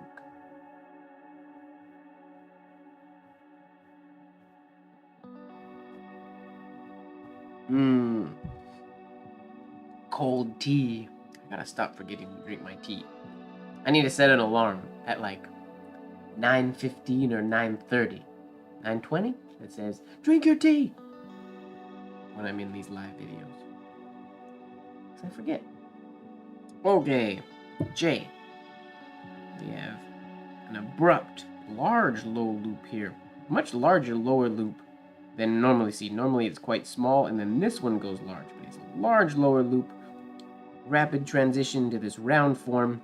Kanan, famous obviously for his rounded forms, come up here, slightly more round than the eye, but it wasn't unnatural or uncommon to see it sharp like the eye. But his is a little more rounded. Come down, shade below the baseline, more shaded on the right side than the left side, and then exit quite a large loop below the baseline. Alright, let's try it. Let's give it a shot.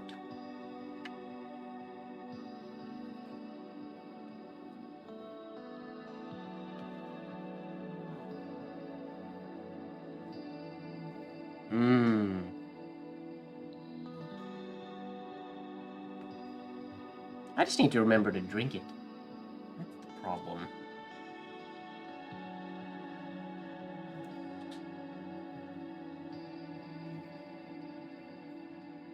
This memory of mine doesn't always work when it comes to tea.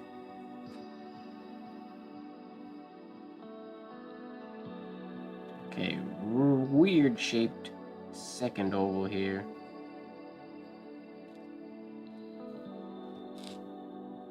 I need to smooth this a little bit rounder on his. Straight. And then my shade.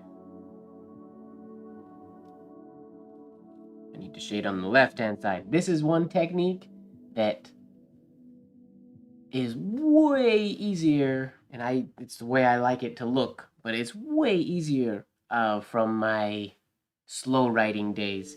I'm not good at this lower shade. I mean, I can get really nice ones, but when it comes to manipulating the tines when you're going slow for what side of the stem you want your shade to be on, or right in the middle, that's so much easier when you're going slow. Especially like pushing it to the right is so much easier to get that straight line on the left. But doing that at speed, I have incredible trouble with. Always have.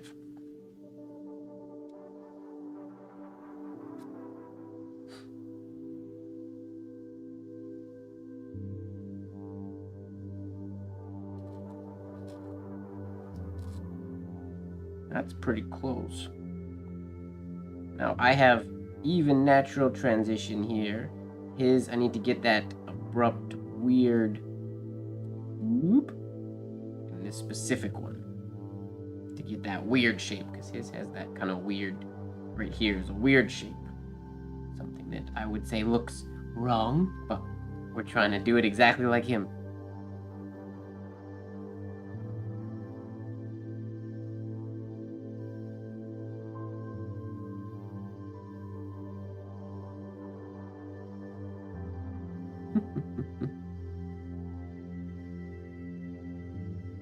I mean, if you're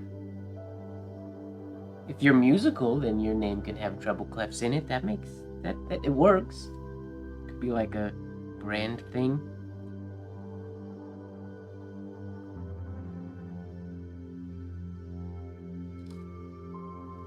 Okay, I went to the extreme on that weird shape and made it a little too weird.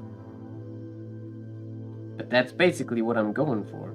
Just a little less, slightly less abrupt. Slightly more abrupt than that.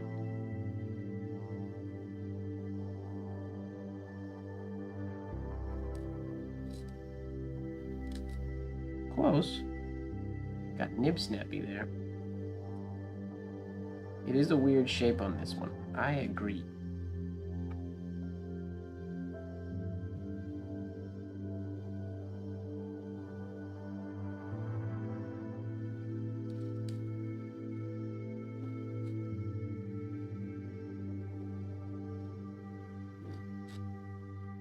That one's pretty good. We're gonna call that one good enough for Kanan.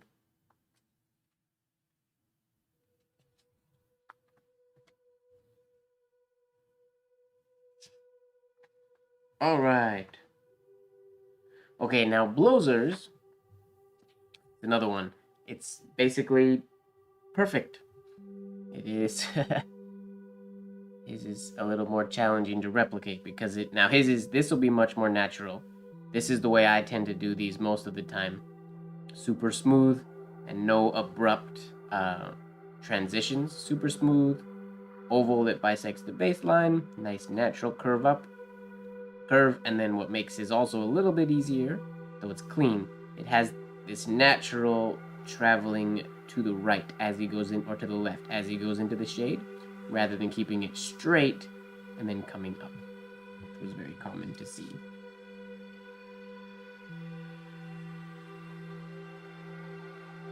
Is that the song? Or there's like a weird siren-y sound. It sounds like it's outside, but that might be in this song. And maybe I've just never heard this part of it before or paid attention. I don't know.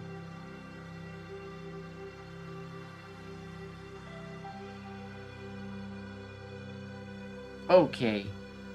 EW Blozer. This looks so nice.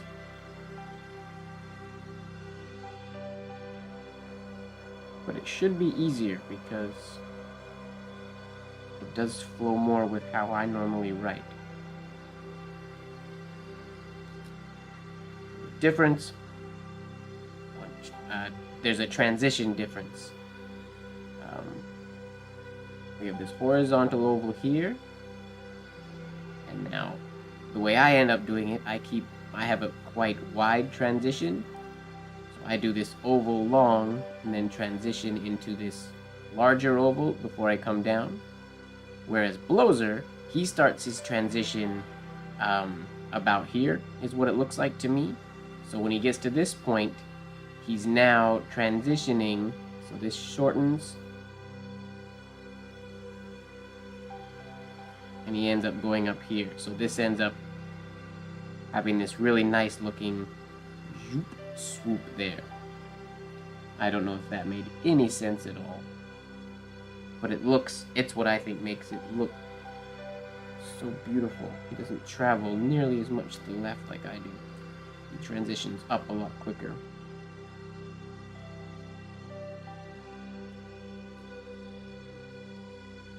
The idea for the transition, I gotta smooth out this shape, which a little bit of speed should do for me.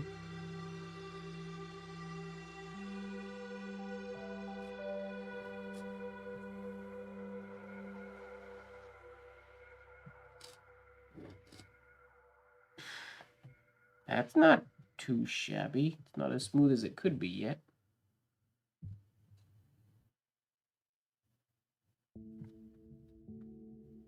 I need this to be a little nicer in here, so we get that perfect oval. That's what makes his look so good.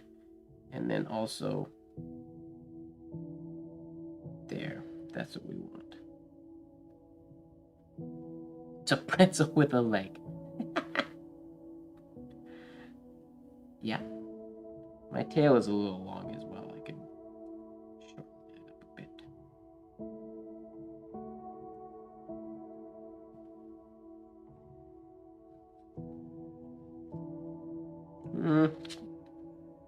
Too far to the left. Need to focus on that up transition.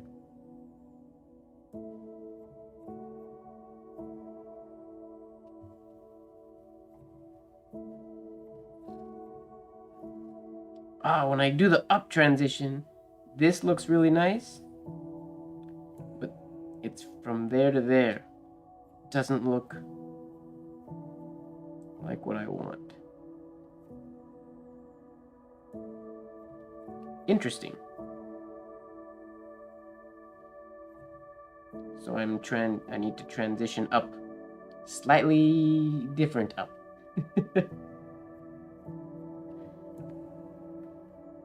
Lots of variables to keep in mind.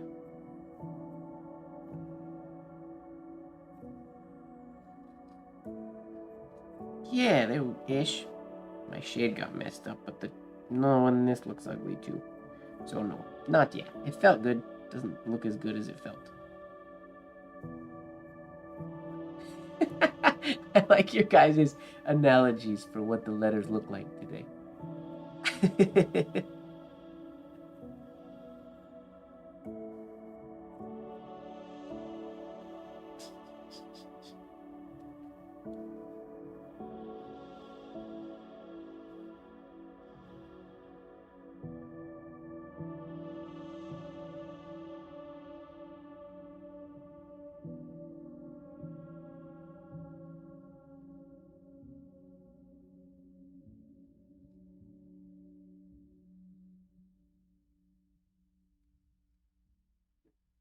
There it is. Oh, I messed up right there.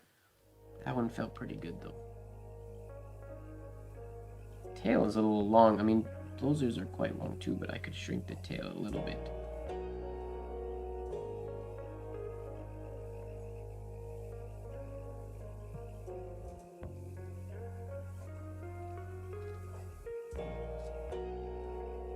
Cool. I think we're good on blowsers. That one looks good. Still, the transition like this is that's the shape we want. These two have the right transition into this up part. That's what makes this one look so good, in my opinion.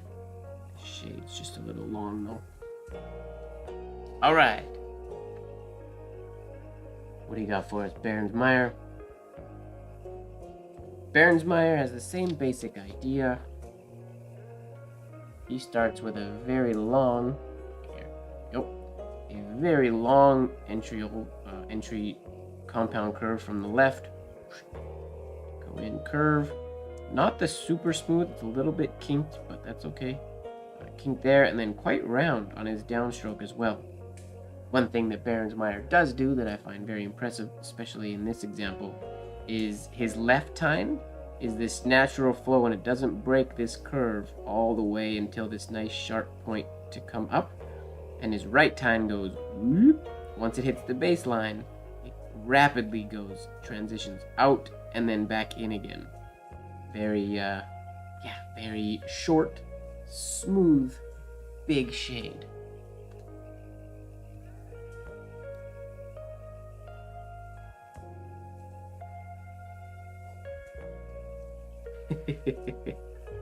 The pretzel J. It is kind of like a pretzel. If there's any penmen out there who want to start a bakery, you could be the home of the pretzel J. I mean, technically, if you were a baker, you could make... That'd be neat. A baker who does a series of alphabet breads. Alpha breads. That's a good idea. Alpha bread.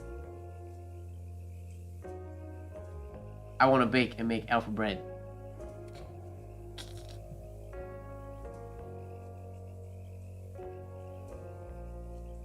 Okay, let me get Berensmeyer's out here. Now we're going to try to get that nice flowy downstroke, is what we're going to focus on for Berensmeyer's, with the abrupt shade.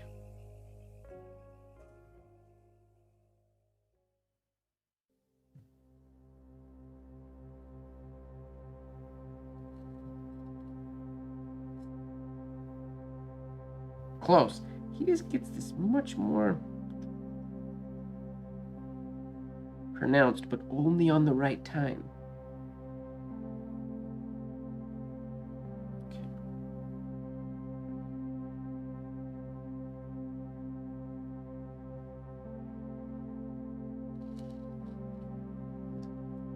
Okay. Both my tines go out when I do that at speed.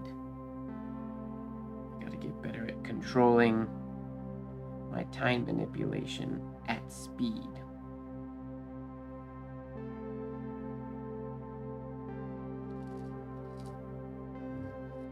That's the idea. That was better. Shorter, fatter shade. It's above the baseline, but that's okay. Every time I want to look up there now I feel like this video just looks crazy. Every time I'm just doing this, looking all over the place today instead of right in front of myself. Whoops. Wake up, Mike. I'm not tired, but looking all over the place. Okay, Berensmeyer also has his little loop right here. Unlike what is habitual for me and what Blozer was doing, Berensmeyer's, in this example anyways, is like a lower loop, going at like a lower angle, which is something to keep in mind.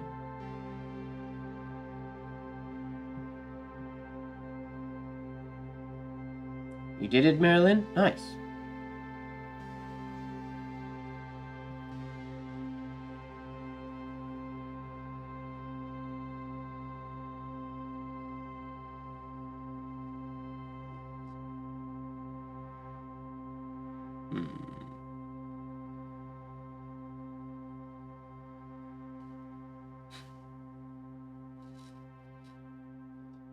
That's the idea. So I got that going down at that angle. That's good. That's what I wanted. Now my shade just needs to go shorter. I'll finish it by this point. And it needs to be a little more abrupt. And then we'll be in a good spot. Does the shade usually have the same... I would say the shade is short. Do you mean in length? I feel like the shade part is usually shorter than the top part. Like if we go from the baseline, and our X height is probably about here, about like so. Baseline. So if the capital letter is here, is going 2 full spaces up, our baseline is, or I mean our descender stroke, and there's no specific in ornamental penmanship anyways, I don't know that there's a specific rule. Some penmen did them quite long, but I think shorter than, like, I wouldn't go a full two spaces below the baseline. I would bring it maybe half the height, or maybe 3/4 of the height. 3/4? Half. Yeah, like probably there, half to 3/4 of the length of the height of the letter that goes above the baseline, if that made any sense, is probably what I'd try to stick to. It's probably what's most common.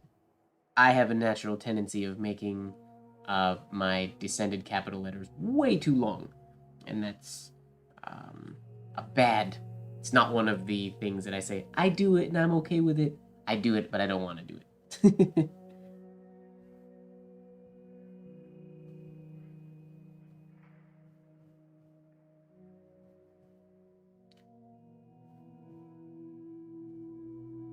For like the P or the Y. Just a moment.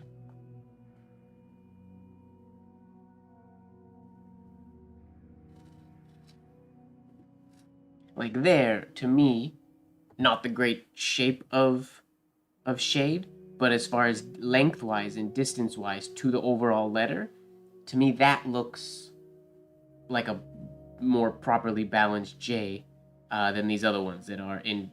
This one is about, from the baseline, which would be right there where it tucks under, is about the same length as it is on both sides. I think it's shorter on the bottom looks a little better. If it gets too short, then it won't look really great. But I think in this instance, if my letters are 2 spaces high, a good average 1 space below the baseline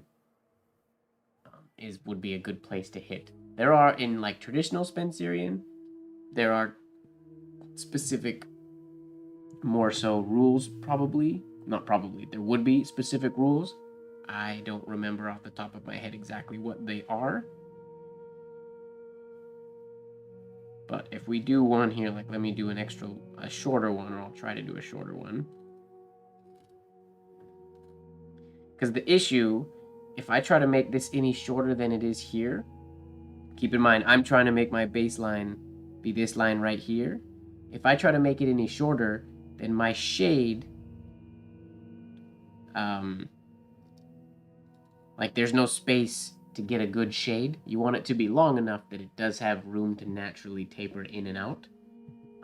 I don't know that I'm making terribly great sense today, but even at 1 space, it's not a lot of space to get a good size shade in.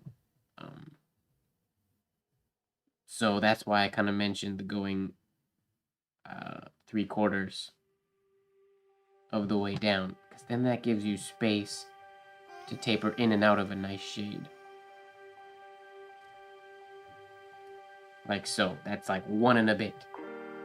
Again, not the best shaped J, but I feel like as the baseline is right there, I think that's a good size ratio to aim for. That being said, there is really no right or wrong. Like there's examples here. Just skipping forward, I just saw this from the corner of my eye. Well, even his J. For Courtney's J here, like if this is his baseline, he's going at the same, about the same, above and below, maybe even a little more below. And then his Y goes longer below the baseline than it is on, his Y goes longer below the baseline than it is above. So like, and that's in one specific alphabet. So if there's that much variation, I wouldn't say that there's a specific rule. I think 1-to-1 is a good look. I personally I aim to get 1 and slightly shorter than 1. But there is no rule that I've seen anyways, or heard about.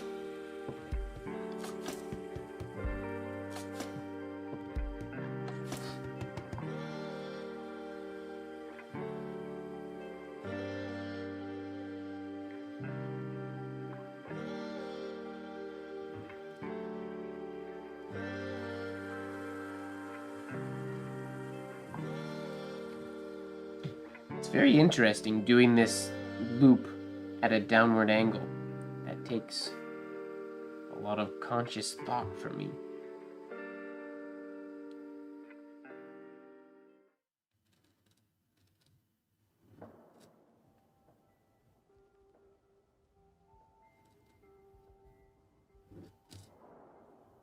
Alright, so there's Behrens-Myers.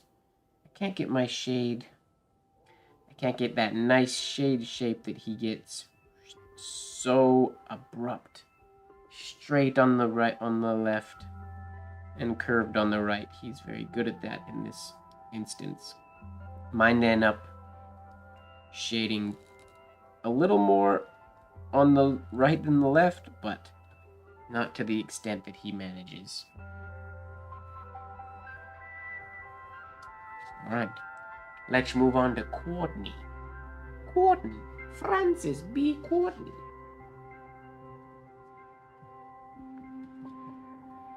Alright. Are we on Courtney? No, we're on Behrens-Meyer. No, we just did. Wait here. Courtney.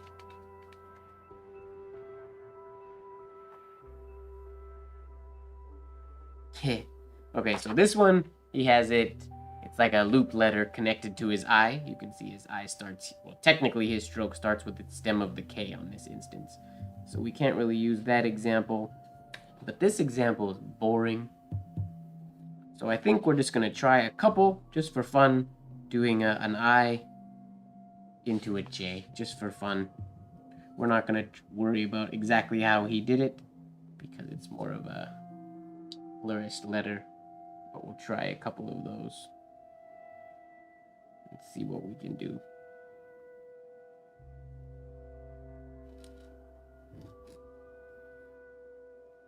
Wait, what did he do? That's not right. Wait, that's... Oh, he cut through here. So he as well, like Behrens-Meyer, uses this lower angle for this oval here, so that he transitions now to follow parallel with this line.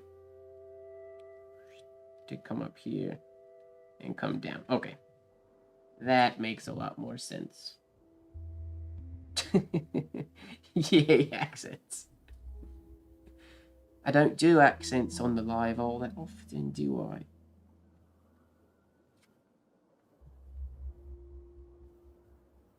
I think I've mentioned it on lives before. I talk to myself a lot. Not like actual conversations. I just like to think out loud when I'm working on projects. And when I talk to myself, or when I'm driving and stuff like that, I talk to myself in accents, in British accents or Scottish most of the time, between those two. Just for fun.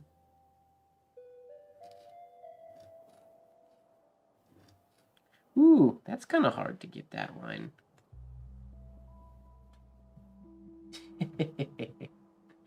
But it's fun. A while ago, I was giving a friend a ride, and my Google turned on, and, well, you guys may have heard it. My Google has a British accent, so, like in the car and all that kind of stuff.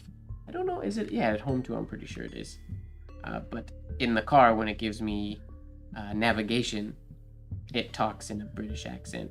And he made a note of it, and I said, well, yeah, because I talk to myself in British accents pretty much all the time when I'm by myself, which is pretty much all the time, especially now because of COVID.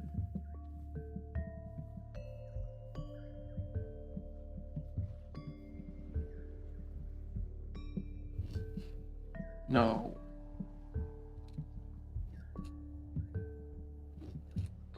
Snap. This is interesting. I really like it though. It's not, shouldn't be very difficult, but I'm finding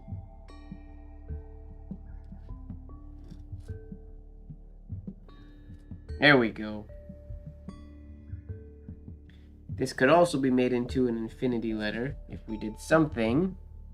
Let me try to hit one if I can.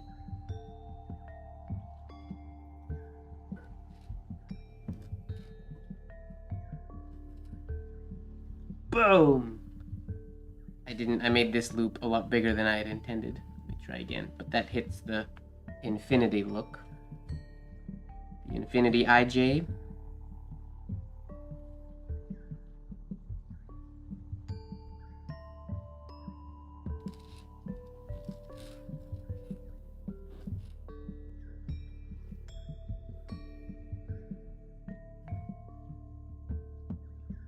What I would like to do is have them a little bit farther apart than that.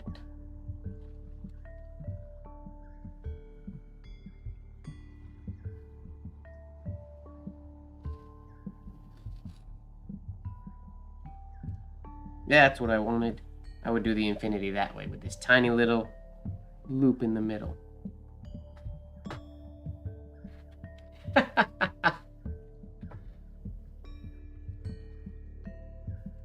I wish, my Scottish accent is, I doubt, not nearly as appealing as Sean Connery's or any other awesome Scottish accent. It might not even be a good accent.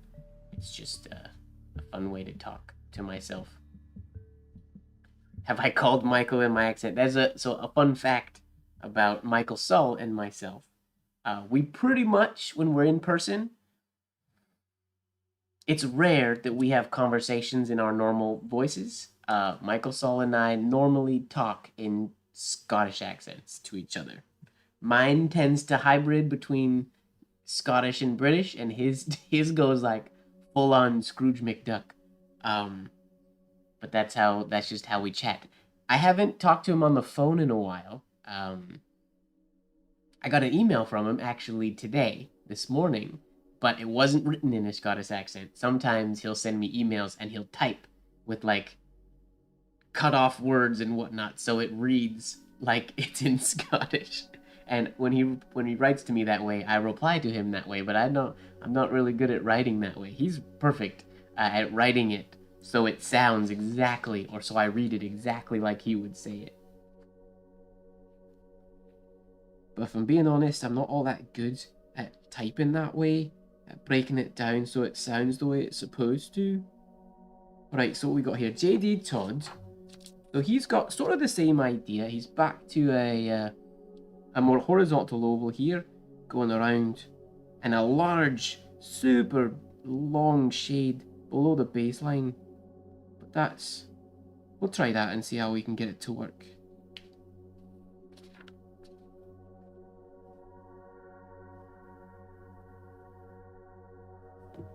Stir my ink real quick.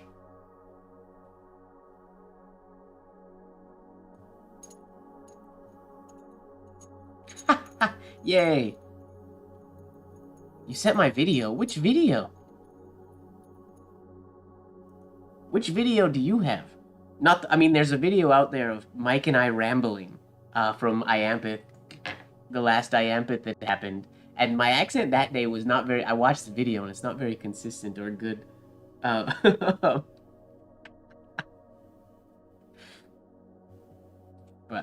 Scottish is really fun to do. British is one that I pull out in public more often. But Scottish, once it takes a moment to sink into, but once you sink into it, it's more of a, I think why I like it, it sounds like a thinking accent to me. So when I'm working through stuff, there's like, I can do the ers and the uhs and like the pauses for thinking, and it sounds a lot more natural. So I like using it for myself at home, all by my lonesome. All right, here we go. All these J's are pretty much the same. I'm gonna get through the J's so we can get to K, something a little more technical.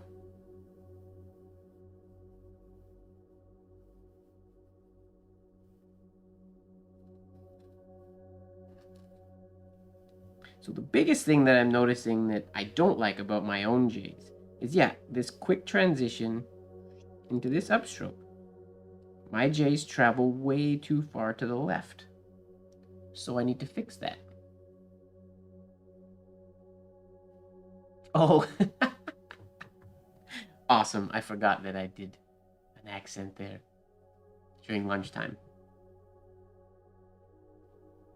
I have one friend who hangs out with me backstage at dance competitions. She runs a studio, and she's for years, like, I've known her for a long time. I've been hosting dance competitions for over 20 years. And backstage, she's tried to convince me to do an accent on the microphone, and I never have.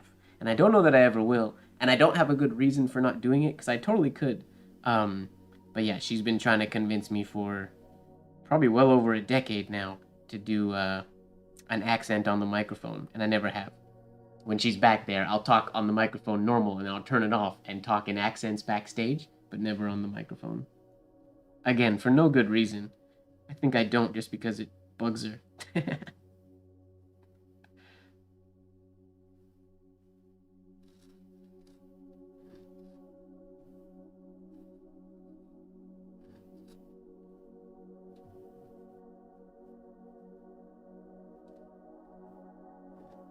So that's totally what's wrong with my J's. Huh, I didn't know that until tonight. I need to focus on that, starting my transition sooner into my upstroke instead of transitioning into a more round or horizontal oval there. That's a good realization. We're learning, ladies and gentlemen. We are always learning. Nope, too far to the right. Yeah, like that. Cool. Very long shape, but that's okay. Cool. A great realization to come to. Now we can take that knowledge into our future practice, and we'll get much better, much quicker. All right. I'm not even going to do Mataraz's because it's the exact same as the ones that we've already done. Yeah, it's the same. His shade looks just like Bairnsmeyer's, so we already know that I can't do it. But it's the same here. I'll show you guys it. The only difference, he doesn't have an entry stroke. He just goes into it straight from, where are we? There we go. Straight from this down, like he did the eye. Very beautiful, slightly more rounded than on the eye. That's also a good thing to note too, that the J's are a little bit more rounded than the eyes. They can be done just as sharp as the eye, but I don't think they normally are. They're a little more rounded on the top. All right, let's go into the K, and we'll start with Bairnsmeyer since we have him here. All right, super long. He did this very fast, or I'm going to have to do this very fast to get this look. Horizontal oval, quick shade, and then around. It should happen nice and quick. And we'll note that his tiny little loop in here doesn't touch the stem. It's all on the left or on the right side of the stem. Sometimes they will be on the right side. Sometimes they will thread the stem. But Mataraz, in this instance anyways, did not. Same with down here. This is what would be called a semi-ornamental penmanship down here. It wasn't fully ornamental, but same idea. It touches, which, yeah, we're not doing a semi-ornamental alphabet today, but I just wanted to see if he threaded that one, which he did not.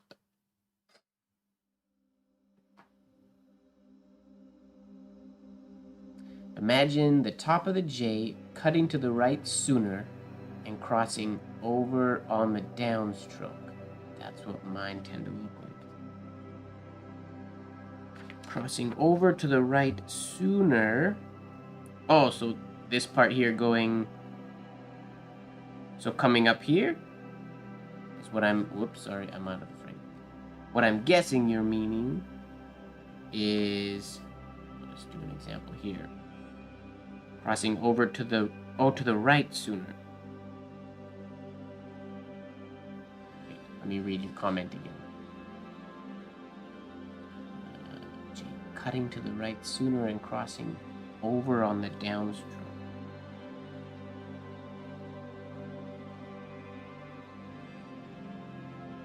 I don't know exactly what you mean, Jenny. I apologize. Do you mean cutting over to the right from the descender stroke? Like it cuts over too soon? I don't know exactly what you mean. I apologize. Alright, let's try this Mataraz's Fast K.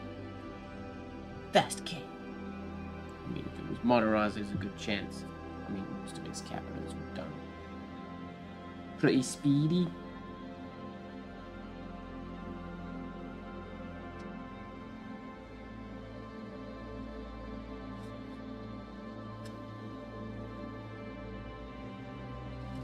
I forgot to add a little, or I didn't forget, but I didn't manage to get a little loop at all. I just had a point. Hey, Kirby? Or, wow, that's, your name is not Kirby. What is your click by Kaneka? It's a snazzy YouTube name. Sorry for calling you Kirby. When I looked really quick, it looked like Kirby. Oh, and Munzira's in here. Hello, Dr. Munzira. I'm sorry. Welcome.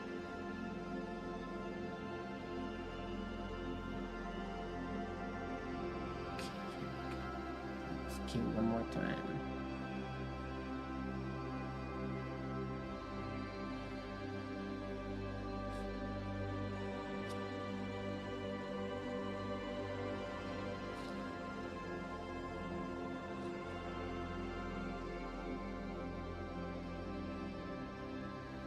Not an abrupt compound curve, so he doesn't follow the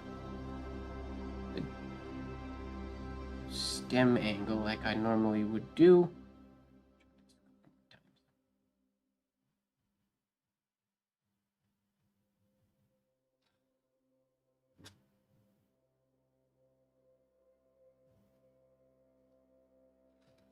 Here we go. That's closer to what he did.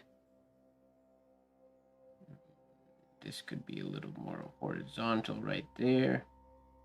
Should be more like him. But that's the idea. We'll try one more. It's Kania, cool. I apologize for calling you Kirby.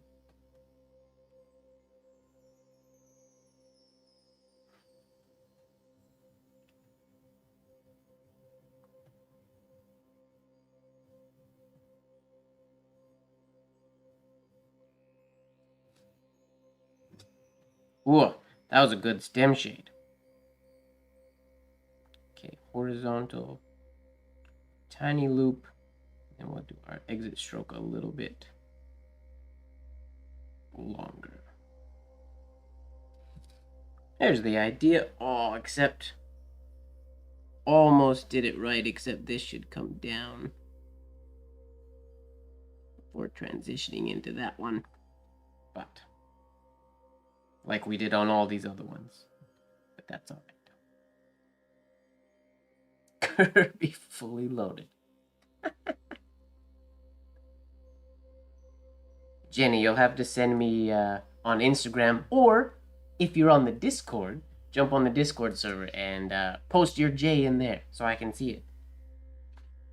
Or if you're not on the Discord, you can send it to me on Instagram. You can check it out there.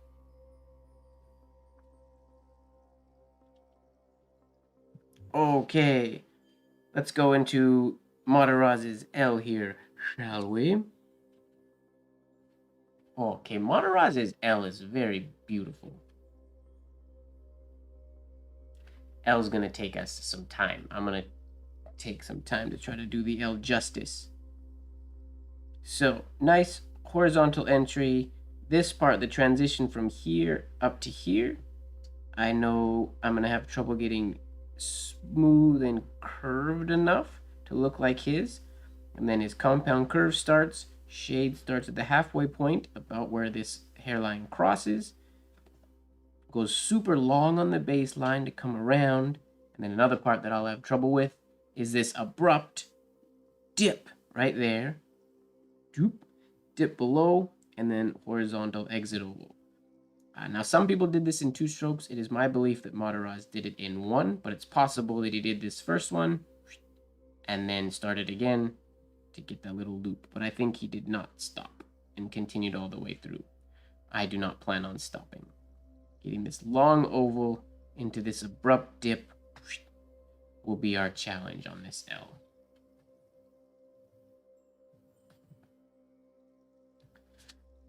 All right, let's go for it and see what we can come up with. All right. Am I out of tea yet? Not yet. Oh, but it's definitely cold tea now, for sure. I should make... I don't know why I don't make tea in my thermos for these videos. Ozzy mentioned it. I have a thermos. I have multiple thermoses. I could do that. Thermoses. Are multiple thermoses called thermi? I've got a collection of thermi. That's not right. Thermoses?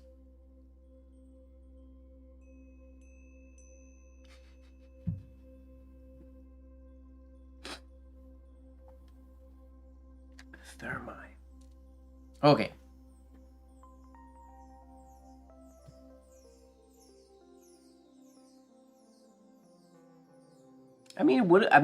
I've never heard thermoses be referred to in the plural. By, like, English language standards, thermi seems like it should be right. You can have 1 thermos or 2 thermi. It's also, at the same time, sounds ridiculous and like it's not a word.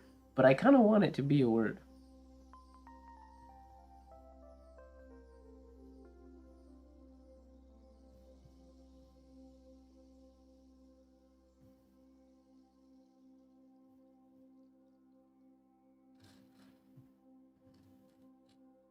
Okay, so you can see already exactly what I was talking about. Well, the one thing, I don't make this loop as long as Mataraz, so I gotta make sure I add the long horizontal loop. And then again, I have this nice slow, we don't have to call it nice, I have this slow transition compound curve, whereas Mataraz has a much more abrupt dip into his exit oval, which I've never been good at doing.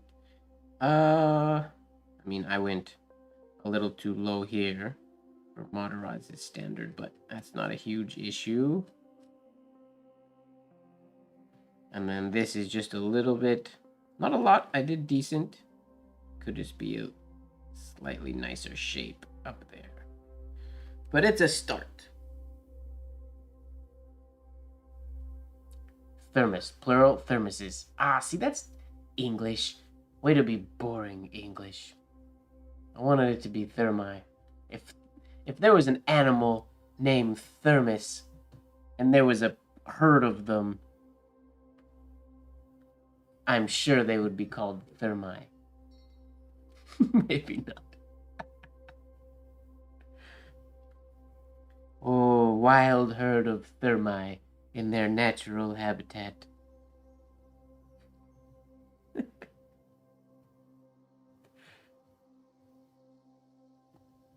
Here we go.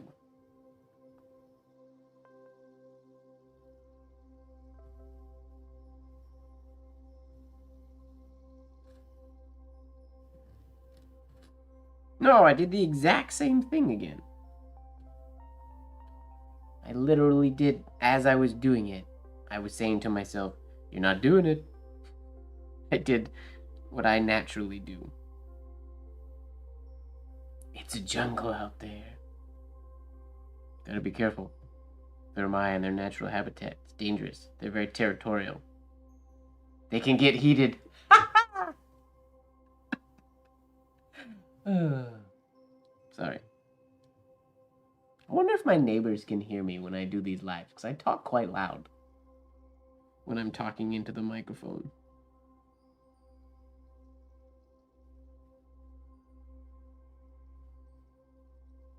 If they can, they probably think I'm a Looney Tune.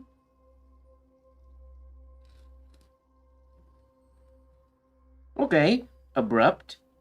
Not the smoothest up here, and our shade went below the baseline. We didn't get it flat. And this one too, has that same issue. I'm gonna have to work on that.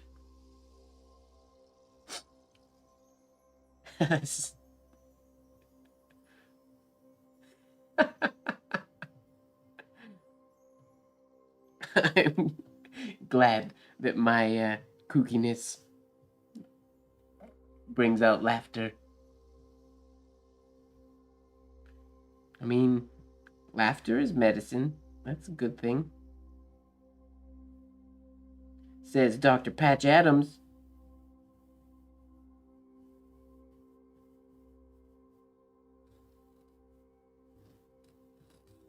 Nope. So, it's pretty much always the same issues. The main ones being abrupt and getting this smooth, beautiful shape like that on top. Every time.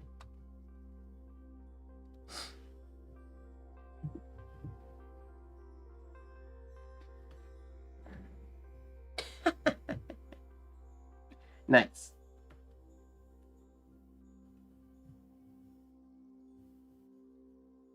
Okay, here we go. That top shape. Gotta get better at making that shape.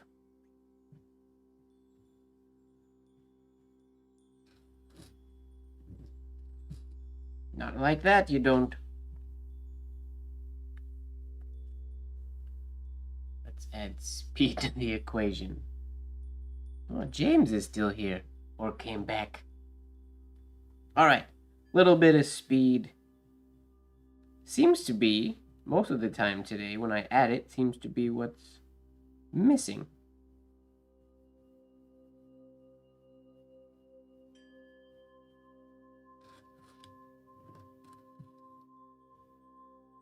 Not bad.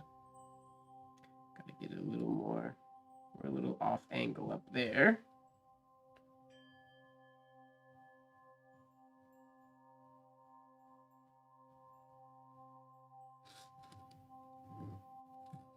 Ugh. Not very smooth transitions into my shades here.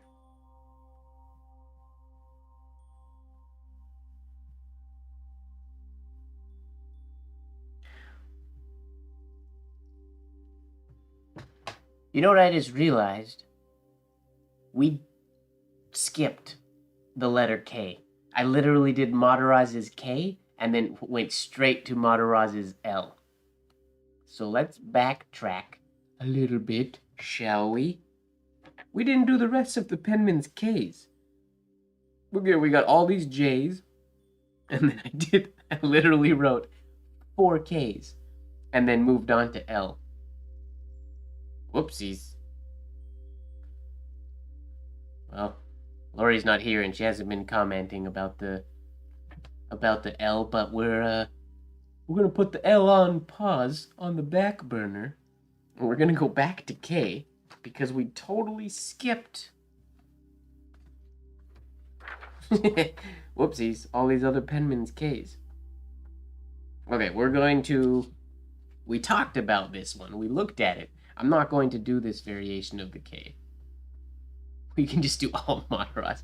To be honest, most of Mataraz's capitals, of these capitals, they're not my favorites. His I is gorgeous. Like, some of his forms are really, really nice. His L's are really nice. His I's are really nice.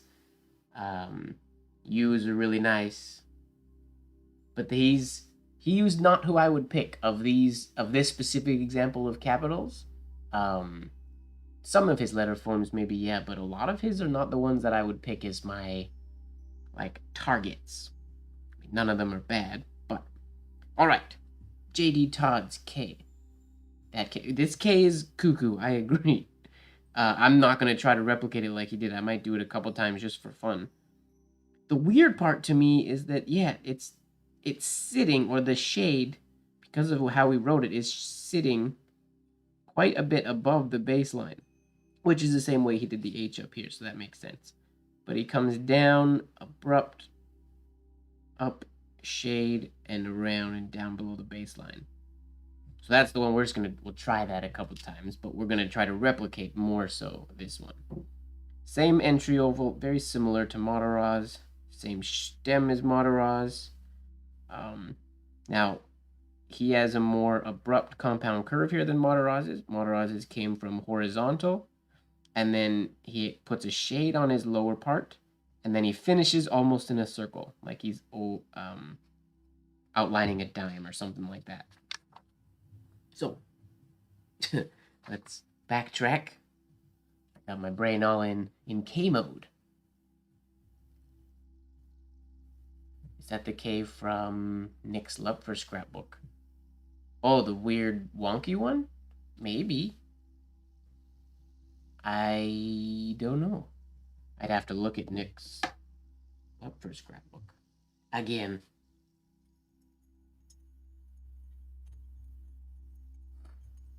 I've seen Nick's Lupfer scrapbook, but maybe I just didn't notice.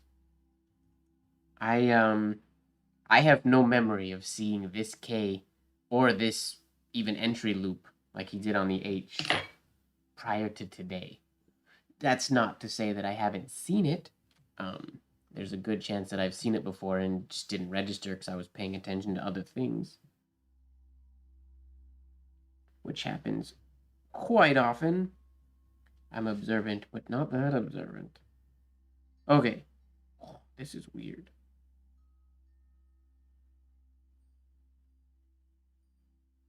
So that's on the baseline. Oh, so bizarre.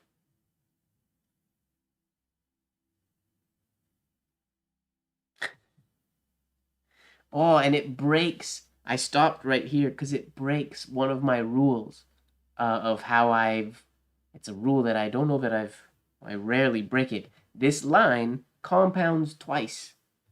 I always say that a line should only change directions once without a loop or something or a hard stop to change directions. But this line compounds twice. It goes here, then it goes into an oval. That's unacceptable.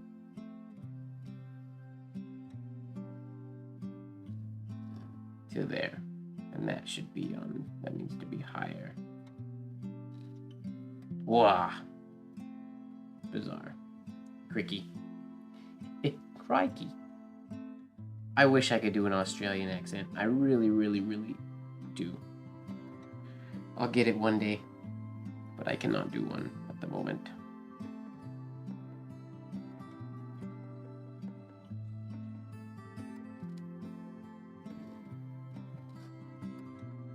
That is just not pleasant.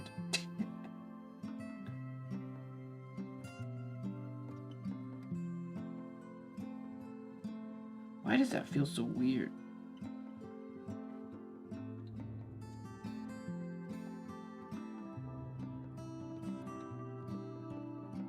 It breaks like my body's just like, no, don't do it. Don't compound twice. Thou shalt not compound twice. Screamed Gandalf. If anybody has a meme maker, can make that into a meme.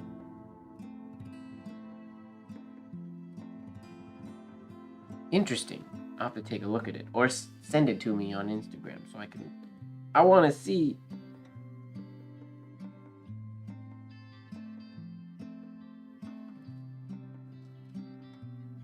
I can tell you right now, I don't like it.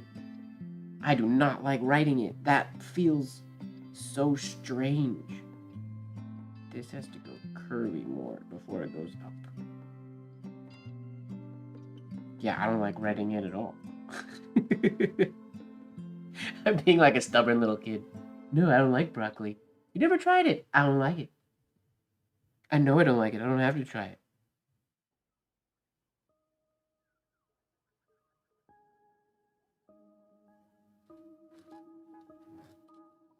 I mean, that's the idea. Look. It's not very smooth, but...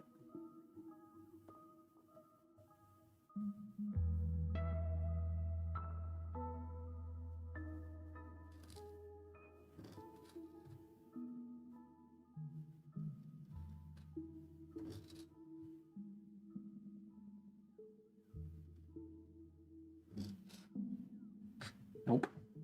Forgot to finish that one right. This reminds me of the day I wrote backwards with my right hand. Like, this just feels like a horrible letter form.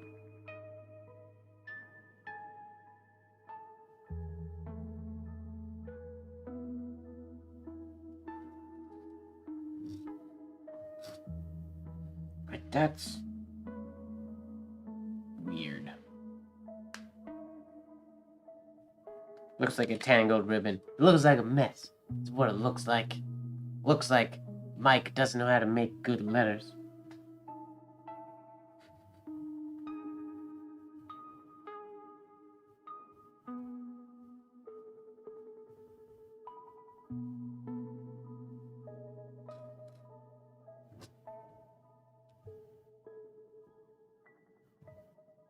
Okay, he doesn't... His little loop doesn't thread the stem either. The loops are tiny. Oh, I forgot the shade.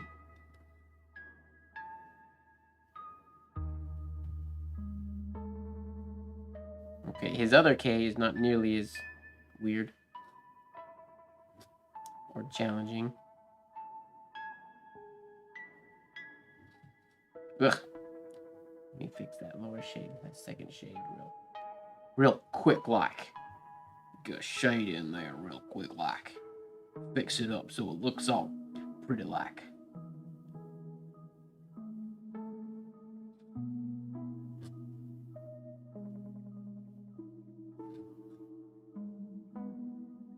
Sure.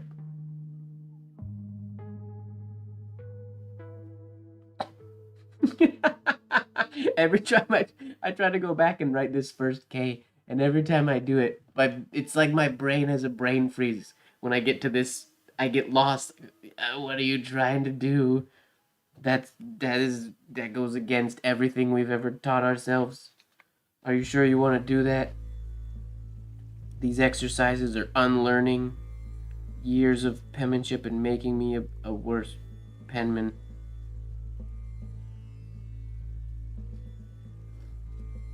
I really have to... Getting that... It's like a reverse ascended stroke.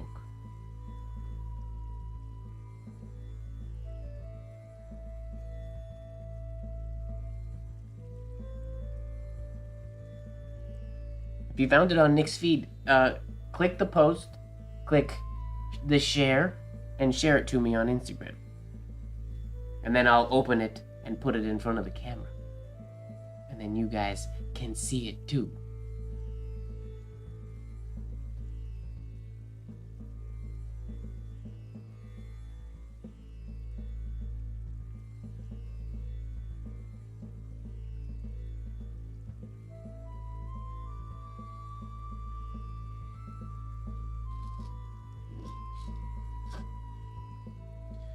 Nope, don't like it.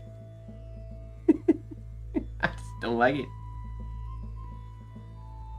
I mean, and it has nothing to do with the fact that I suck at it. Everything to do with the fact that I suck at it. My phone vibrated.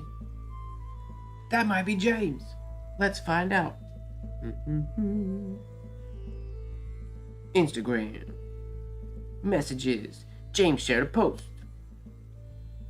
Oh, it looks much better in Lupfer's example. And is this from that actual bound book? These aren't even engraved, are they? Lupfer, what a jerk. Alright, so here's what we're gonna do.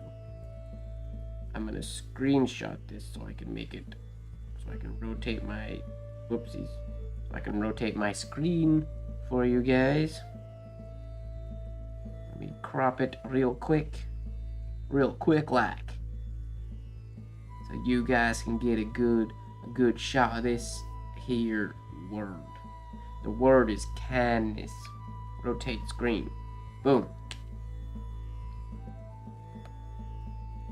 There's the word, which looks nice. But look at that K. So the difference,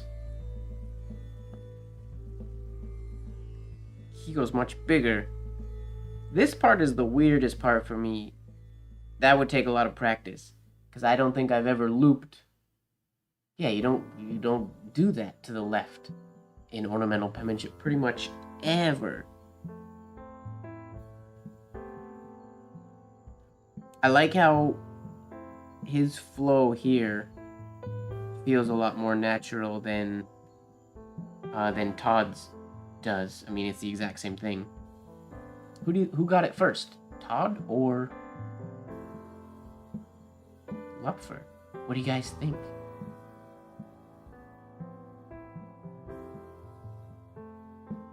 Very interesting. Very, very interesting. I still don't think I'm a fan of it, but it is interesting. And then this drops so dramatically low. This would look good in a piece of, or like in a piece if there was a capital F and it was written like how Blozer wrote the F in Friends of Penmanship, because he crosses his F's with this same dip down. So if that was somewhere else, that would give that line a friend. Interesting. Thank you for sharing that with me, James. Now, we're going to cast JD Todd aside and see what else we got for K's. Yeah. Wait. I went the wrong way. Might have been around the same time. Who knows? They might have been sitting together.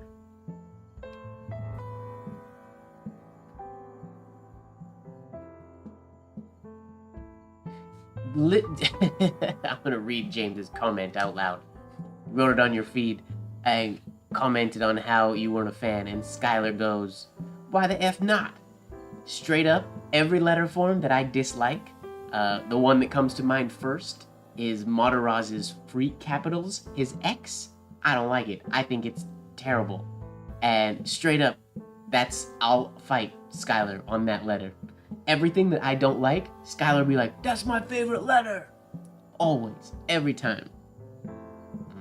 But I'll fight him on that X. That X is ugly. In my opinion. Not ugly, it's just, it looks like a mistake. To me. Okay.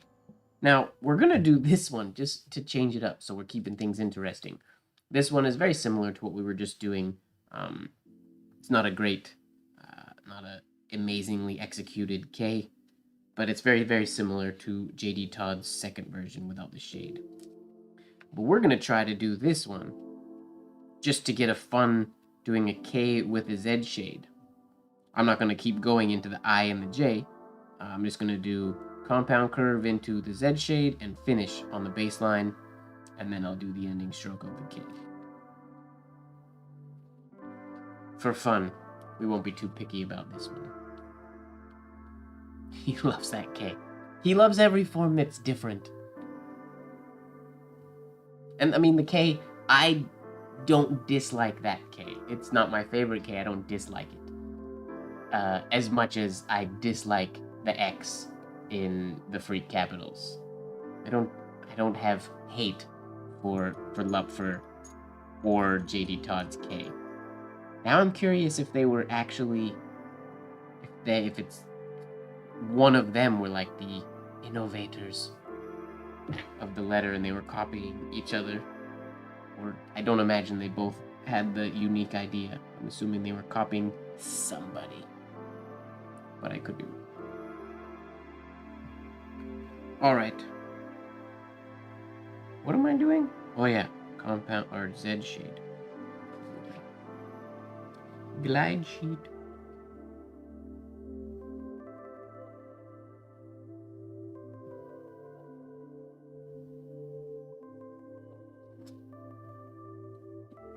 Made my shade a little too low and made it a little too round, but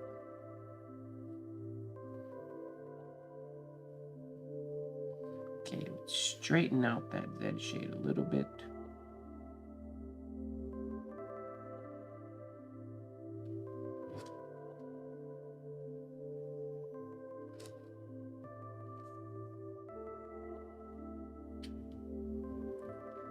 Not bad.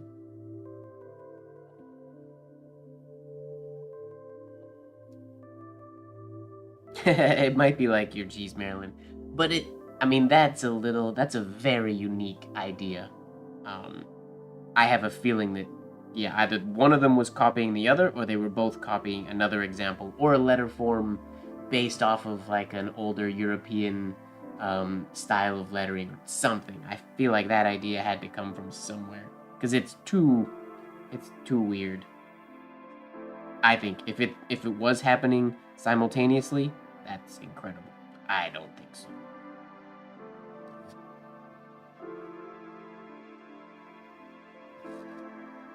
That's a pretty cool looking K, actually. With the large heavy Z shade. I would definitely use that as like a ligature if I was doing a signature that had a Z and a K in it.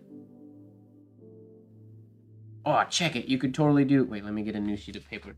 I just said check it. What am I? A surfer... A beach kid from the 90s? Yo, check it. Beach kid from the 90s. That's not a good reference. But I don't say check it. Check it. Maybe I will. Maybe from now on, I'm the guy that says check it.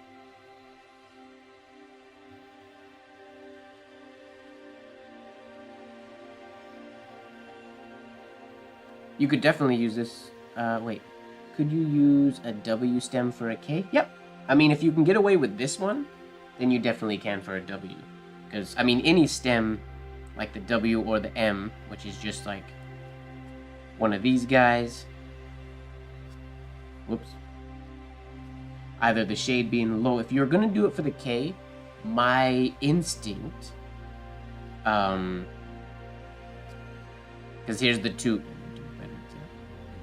shade. So the difference, like these two, this is your stem shade because the shade starts lower. This is your Z shade because this shade starts up at the top. They could both be used for the K. If I was going to be coming into a K from here, I would usually tend to stick to this one, just because I feel like it makes the K look a little more natural than this one.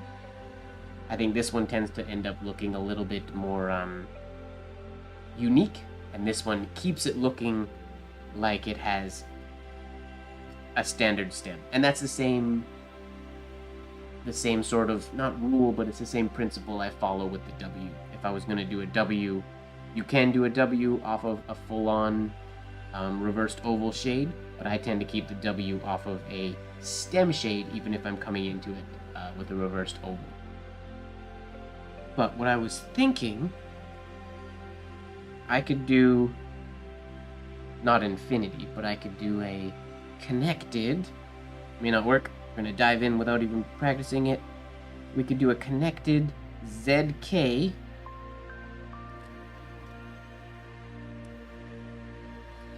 like that. This part needs a little bit of work. But the idea could potentially work. I think I would want to shade the bottom portion of the K. Sorry, I'm deviating from our comparing capitals right now.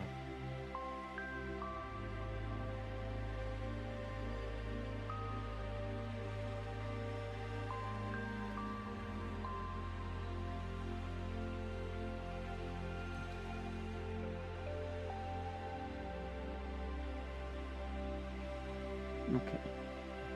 What if I make that go longer?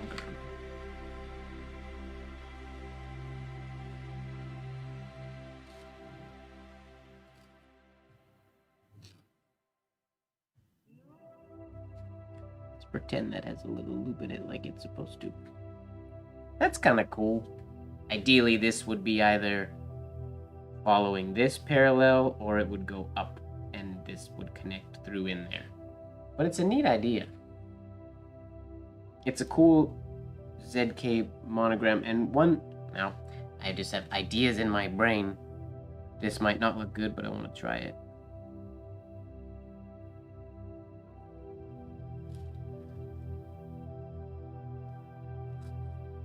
You could definitely see that's weird. This has to go, it has to be like a horizontal oval.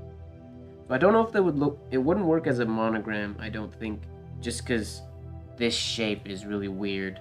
I feel like it has to go horizontal oval around lowercase letters. So I think it would work for a signature, but I don't know if it would work as a standalone monogram. Not to say that it couldn't be made to. Huh. This might be stupid, but I'm gonna do it anyways. Ha! That's an R, but that looks dope. In my brain, I was making a K until I got to that point, and I was like, oh no, K can't come from that way, because then it just looks like an R. But that's super cool. That's a discovery, ladies and gentlemen.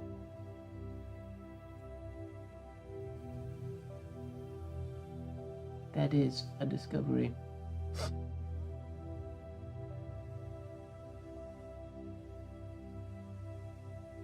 That's cool.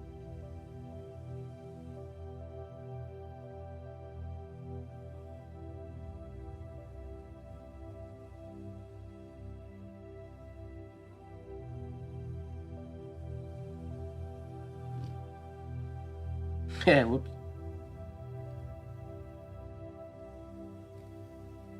I mean, it could also be a B as well, but I didn't do a very good job of it right there. But the ZR looks really neat. The ZK can't come from around that direction, but the ZK, ZK, CK could come. I'm gonna go whole arm for a sec.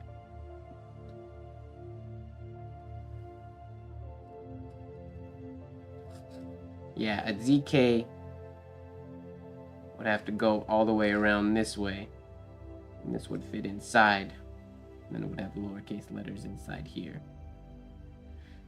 It's maybe a little bit too much of a stretch, but I do really like ZR. I think that's neat. We created something this evening, ladies and gentlemen. Not to say that it might not have already been done by somebody.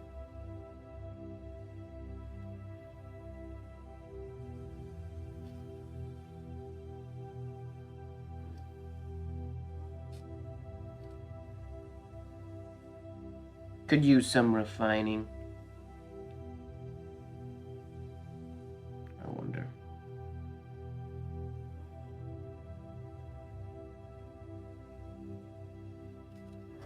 Whoa, what happened? Is that the paper or me?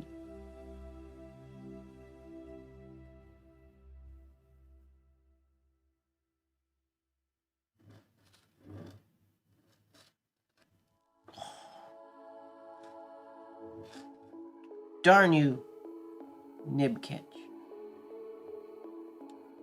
I really like this song.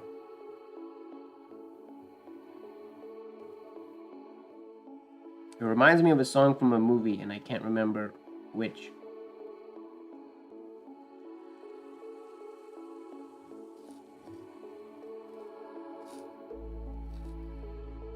Like, that's pretty cool. ZR. Sorry, I got distracted there for a bit. Apologies. Okay, where did I get lost here? Okay, we did Courtney. What do you got? Berensmeyer. Okay, so Berensmeyer is the first of the Ks that we've done today that does bisect. Whoops. That does bisect the stem, not the entry oval. He's right in the middle. which is challenging, but I like it.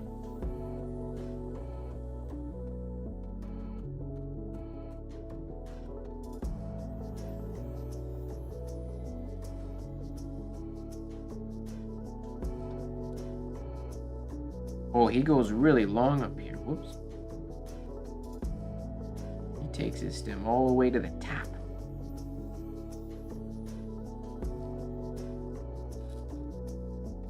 No shade on that bottom.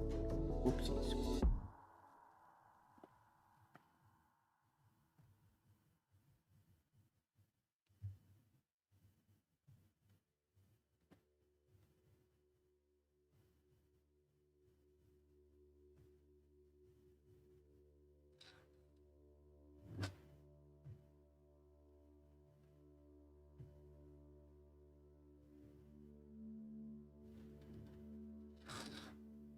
Sort of like that, but his exit oval is more round.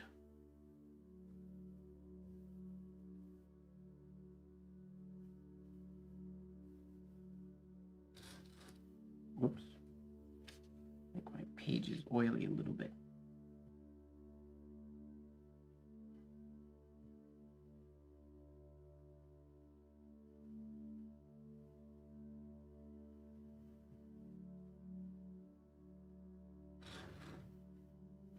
Ah, shoot. Gotta go up higher. Here we go.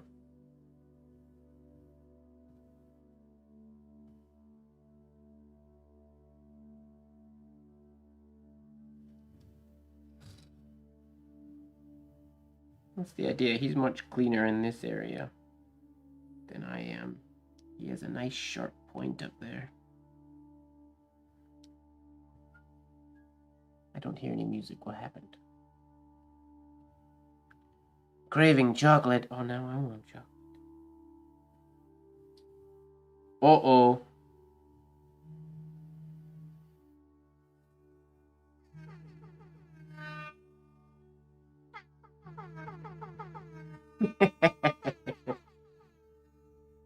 Is it midnight already? Really?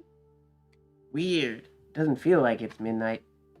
Okay, so that means we're putting our analyzing capital letter forms aside. I'm not going to analyze capital letter forms in blacklight. I can't believe it's midnight already. That means we need change in music. What do we want here?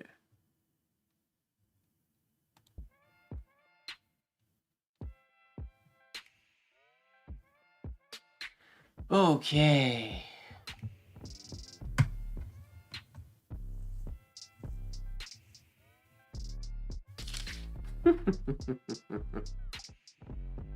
My transition to blacklight in this new apartment is not nearly as smooth as my transition was in the old apartment for some reason. In the old apartment, everything just... Oh no! I can't wear my blacklight glass... Whoa! That makes me look weird. I can't use blacklight glasses today, sorry. Oh, that means you guys can't see me at all. Because I don't have blacklight frames. Whoopsies.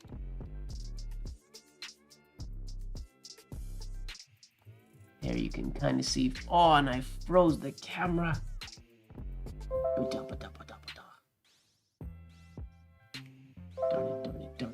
Darn it.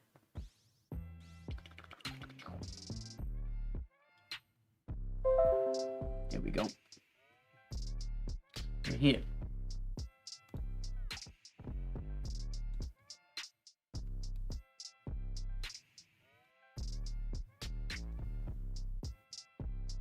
Put my glasses on my forehead. There, I'll wear them around my neck. How about that? And you can...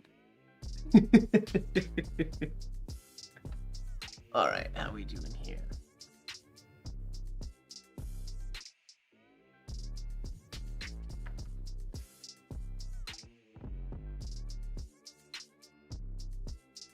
I need to get like a collection of nibs that are much better suited for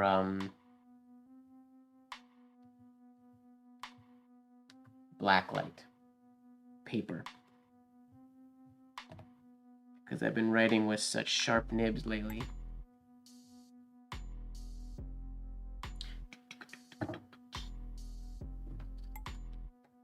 I'll be honest, I didn't think we were gonna get to blacklight today, but I got distracted. Now we're here. We made it. We got our blacklight ink. What happened? Oh, my camera. Got our ink. Looks cool.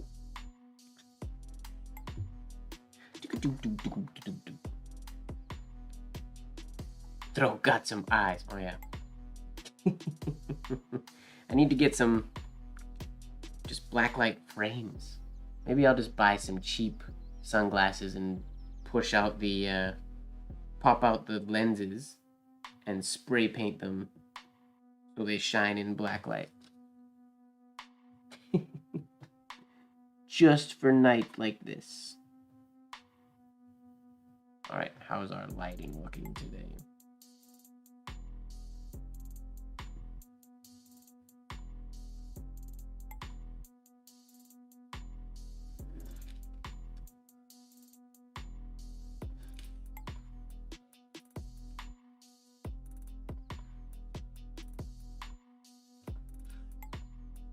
Oh. Oops.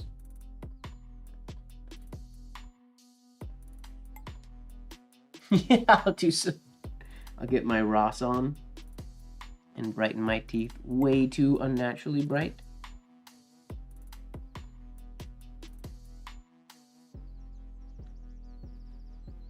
I want to try that ZR a couple more times with more entries and see how it looks.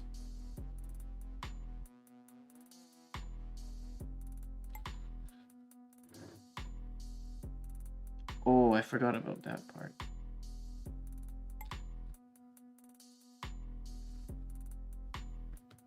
Zoom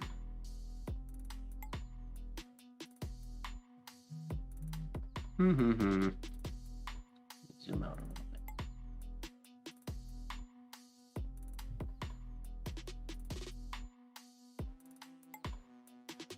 Oh, I could get glow contacts. I used to have white contacts that I wore when I worked at Universal Studios. We had a Halloween tap show, but they are dried out now, unfortunately.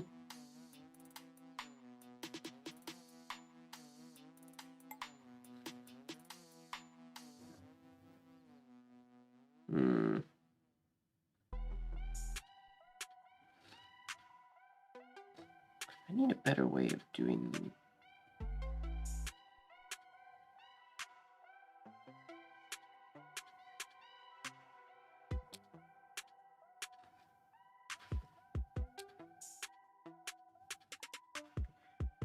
I want to try to put the R inside the Z.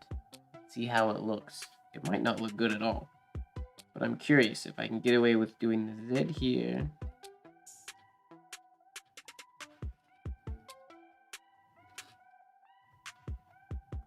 No, because then the R doesn't have a stem, so that doesn't work. The Z needs to be the stem for the R, of course.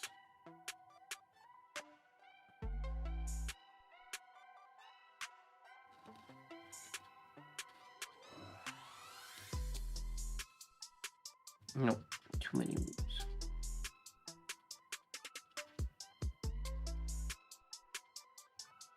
Whose playlist is on tonight? Tonight is just the...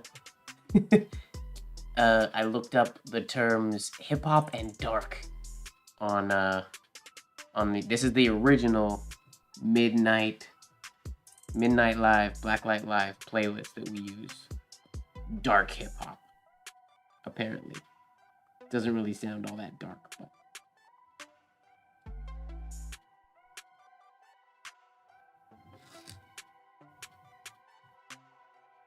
Cool. I don't like this as much as I did before. I think it just surprised me and I really liked it. Now I'm not as much a fan of it.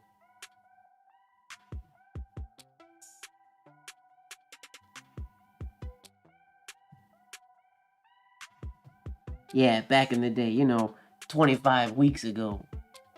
Oh, this is not nearly as fun looking when I don't have glasses that you can see. Maybe I do need to put them up here on my forehead so you can see when I'm looking at the camera or not. Can't. No, that's gonna hurt my brain. Alright. Let's try to do a blacklight alphabet. Have I done a full blacklight alphabet before?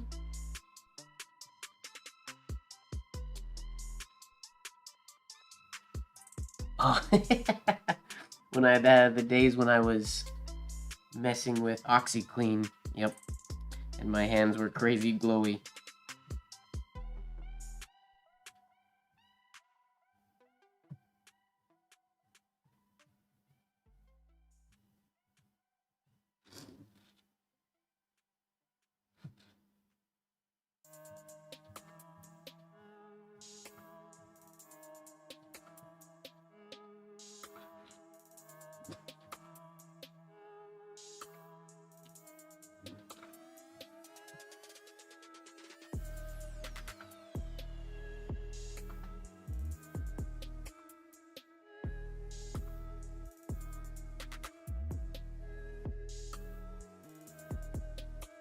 So far, decent alphabet. Little nib skip on the C, but that's okay. Now we get to the capital D, where everything goes to crap. Unfortunately.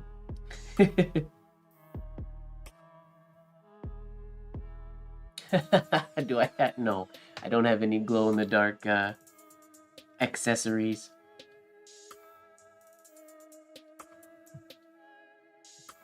I used to. Somewhere in my junk drawer or something, I had a little tube of them, but I'm pretty sure I used them at some point down along the way.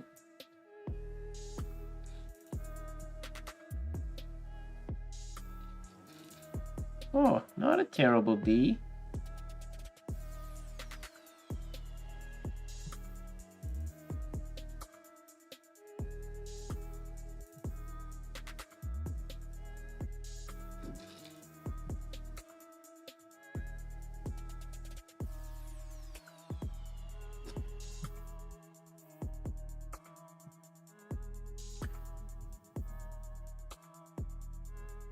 Yes, I do need to get some.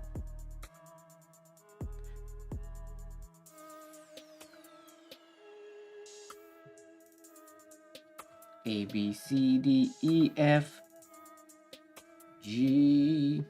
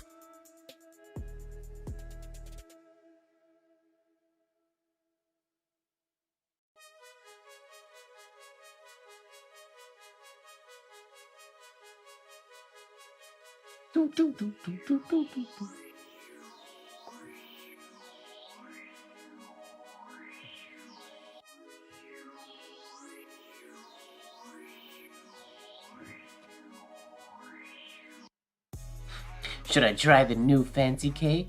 Absolutely not.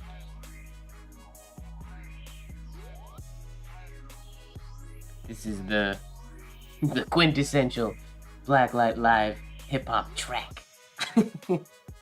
I gotta refresh this alphabet, or this playlist, I guess.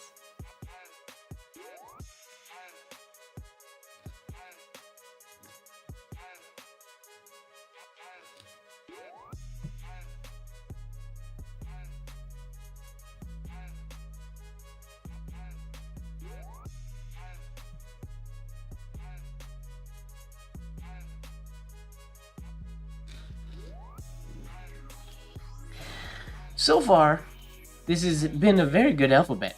I've made a few mistakes, but so far, it's turning out quite nice. which is nerve-wracking. Because I don't usually make it this far without making a mistake that makes me angry.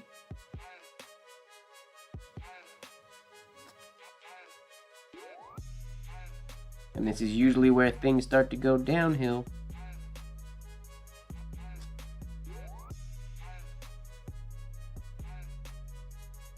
No tangled up K. Absolutely not.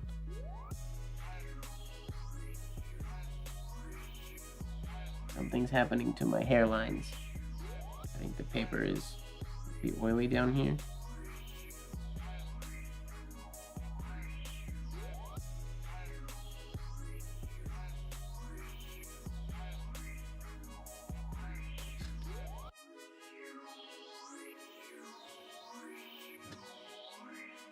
Yep.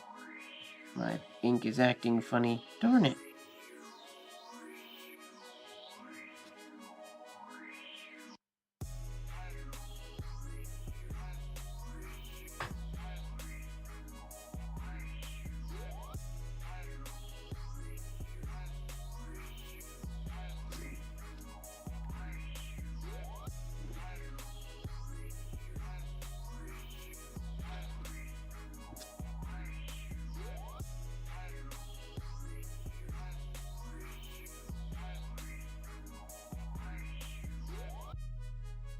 Still doing relatively decent. Stress as I get down to the bottom of the page.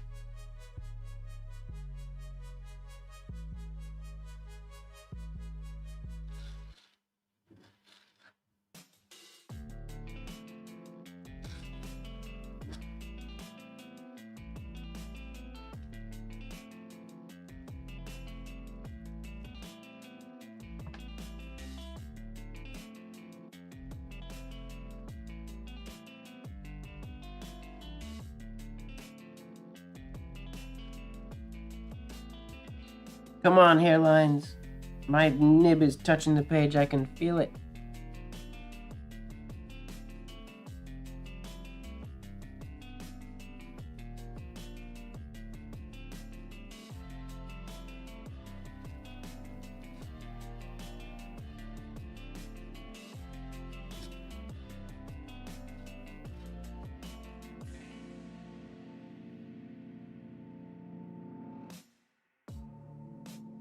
I don't know, this song doesn't feel like it belongs in the dark hip-hop playlist.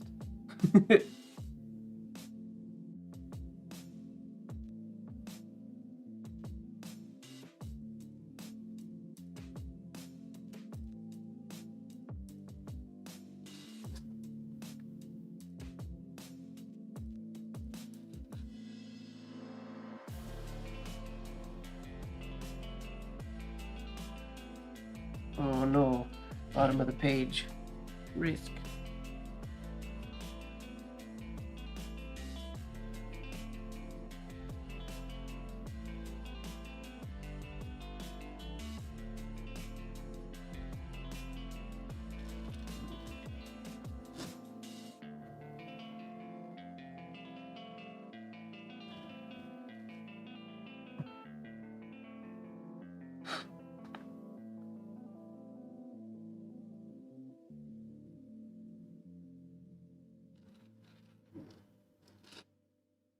There's not a terrible alphabet. Not bad.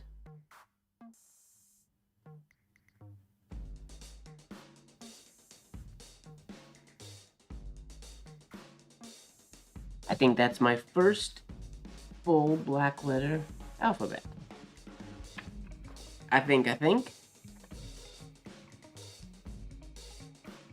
Yeah, I gotta reassess my my Blacklight Live playlists, I guess.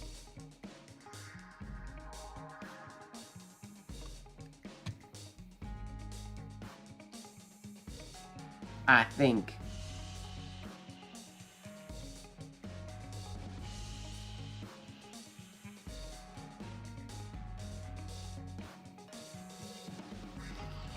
You know what? I'm gonna try to do one more alphabet. Just to see how it goes. Since my hand seems to be cooperating relatively relatively well.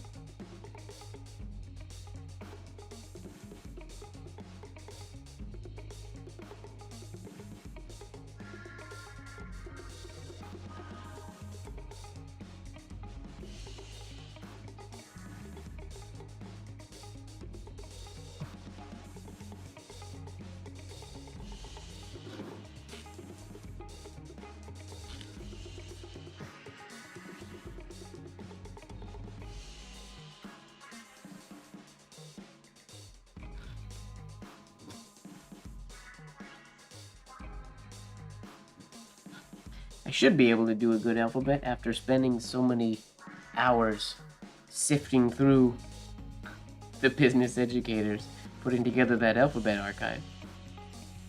I've seen enough of them by now.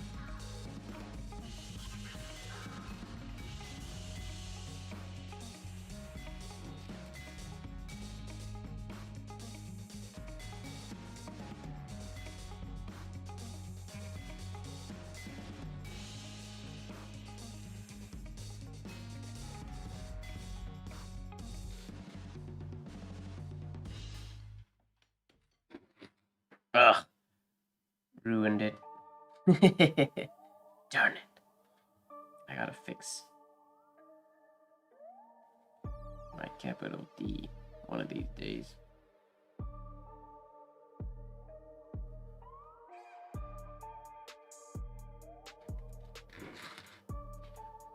Oh well, we'll keep going.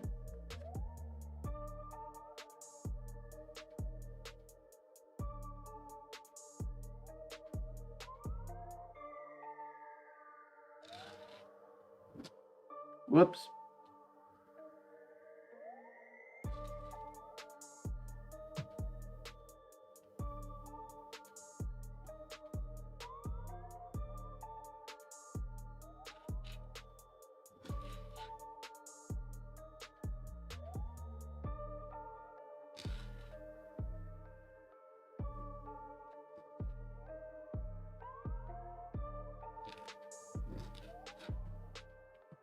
Oh, I lost the streak of really good letters.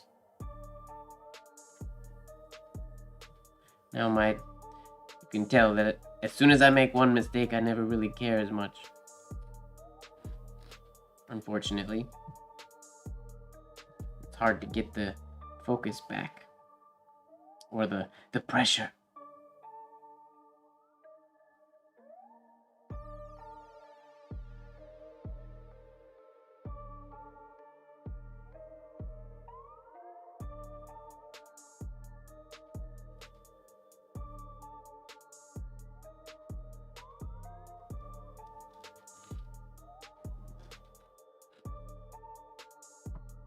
There.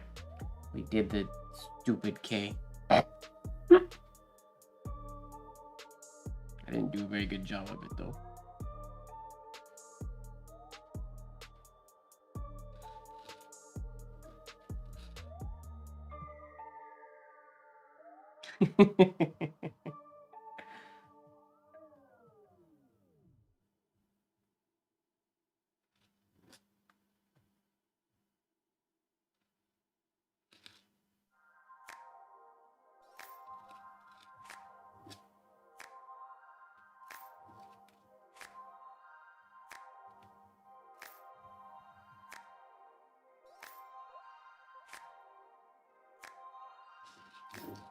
Ugh. Ugly W or ugly O. O and D, come on. Why can't you guys just be on the same angle as everybody else? Both my O's. I have rebellious O's and D's. They are very odd.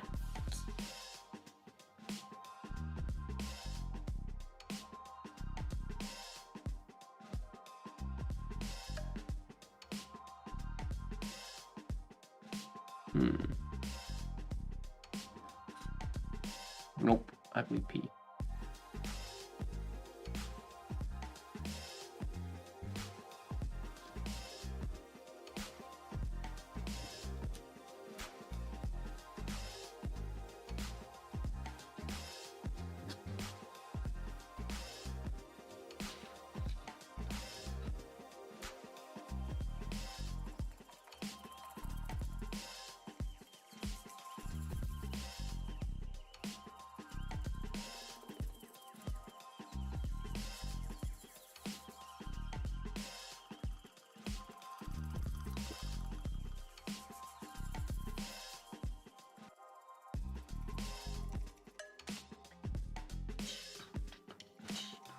They OD'd. They did. It's true.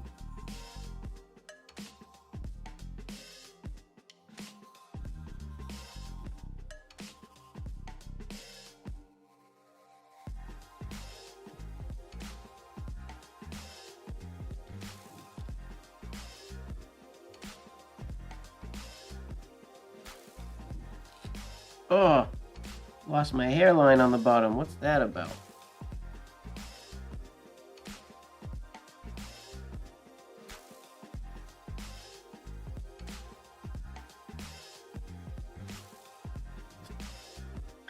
I have been not dropping this loop low enough below the baseline lately. It sits on the baseline, which is a very bad place for it to be. It needs to be much lower. Oops.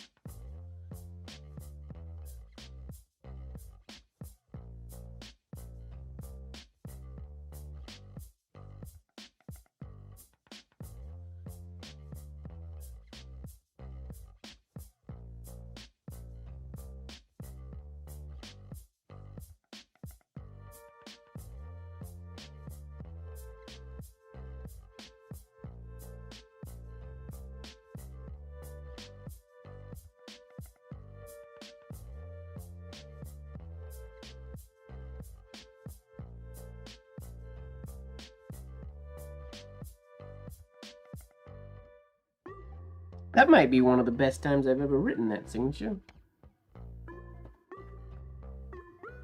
Perhaps. Or a good one anyways.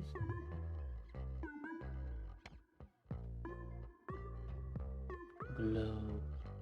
I need the glow light to be closer. Somehow. Oh.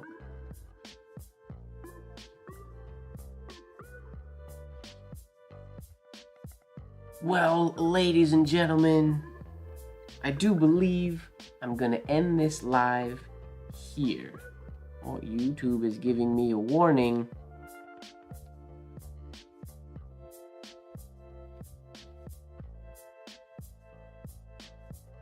Something about keyframe frequency. I will have to look into what that means later.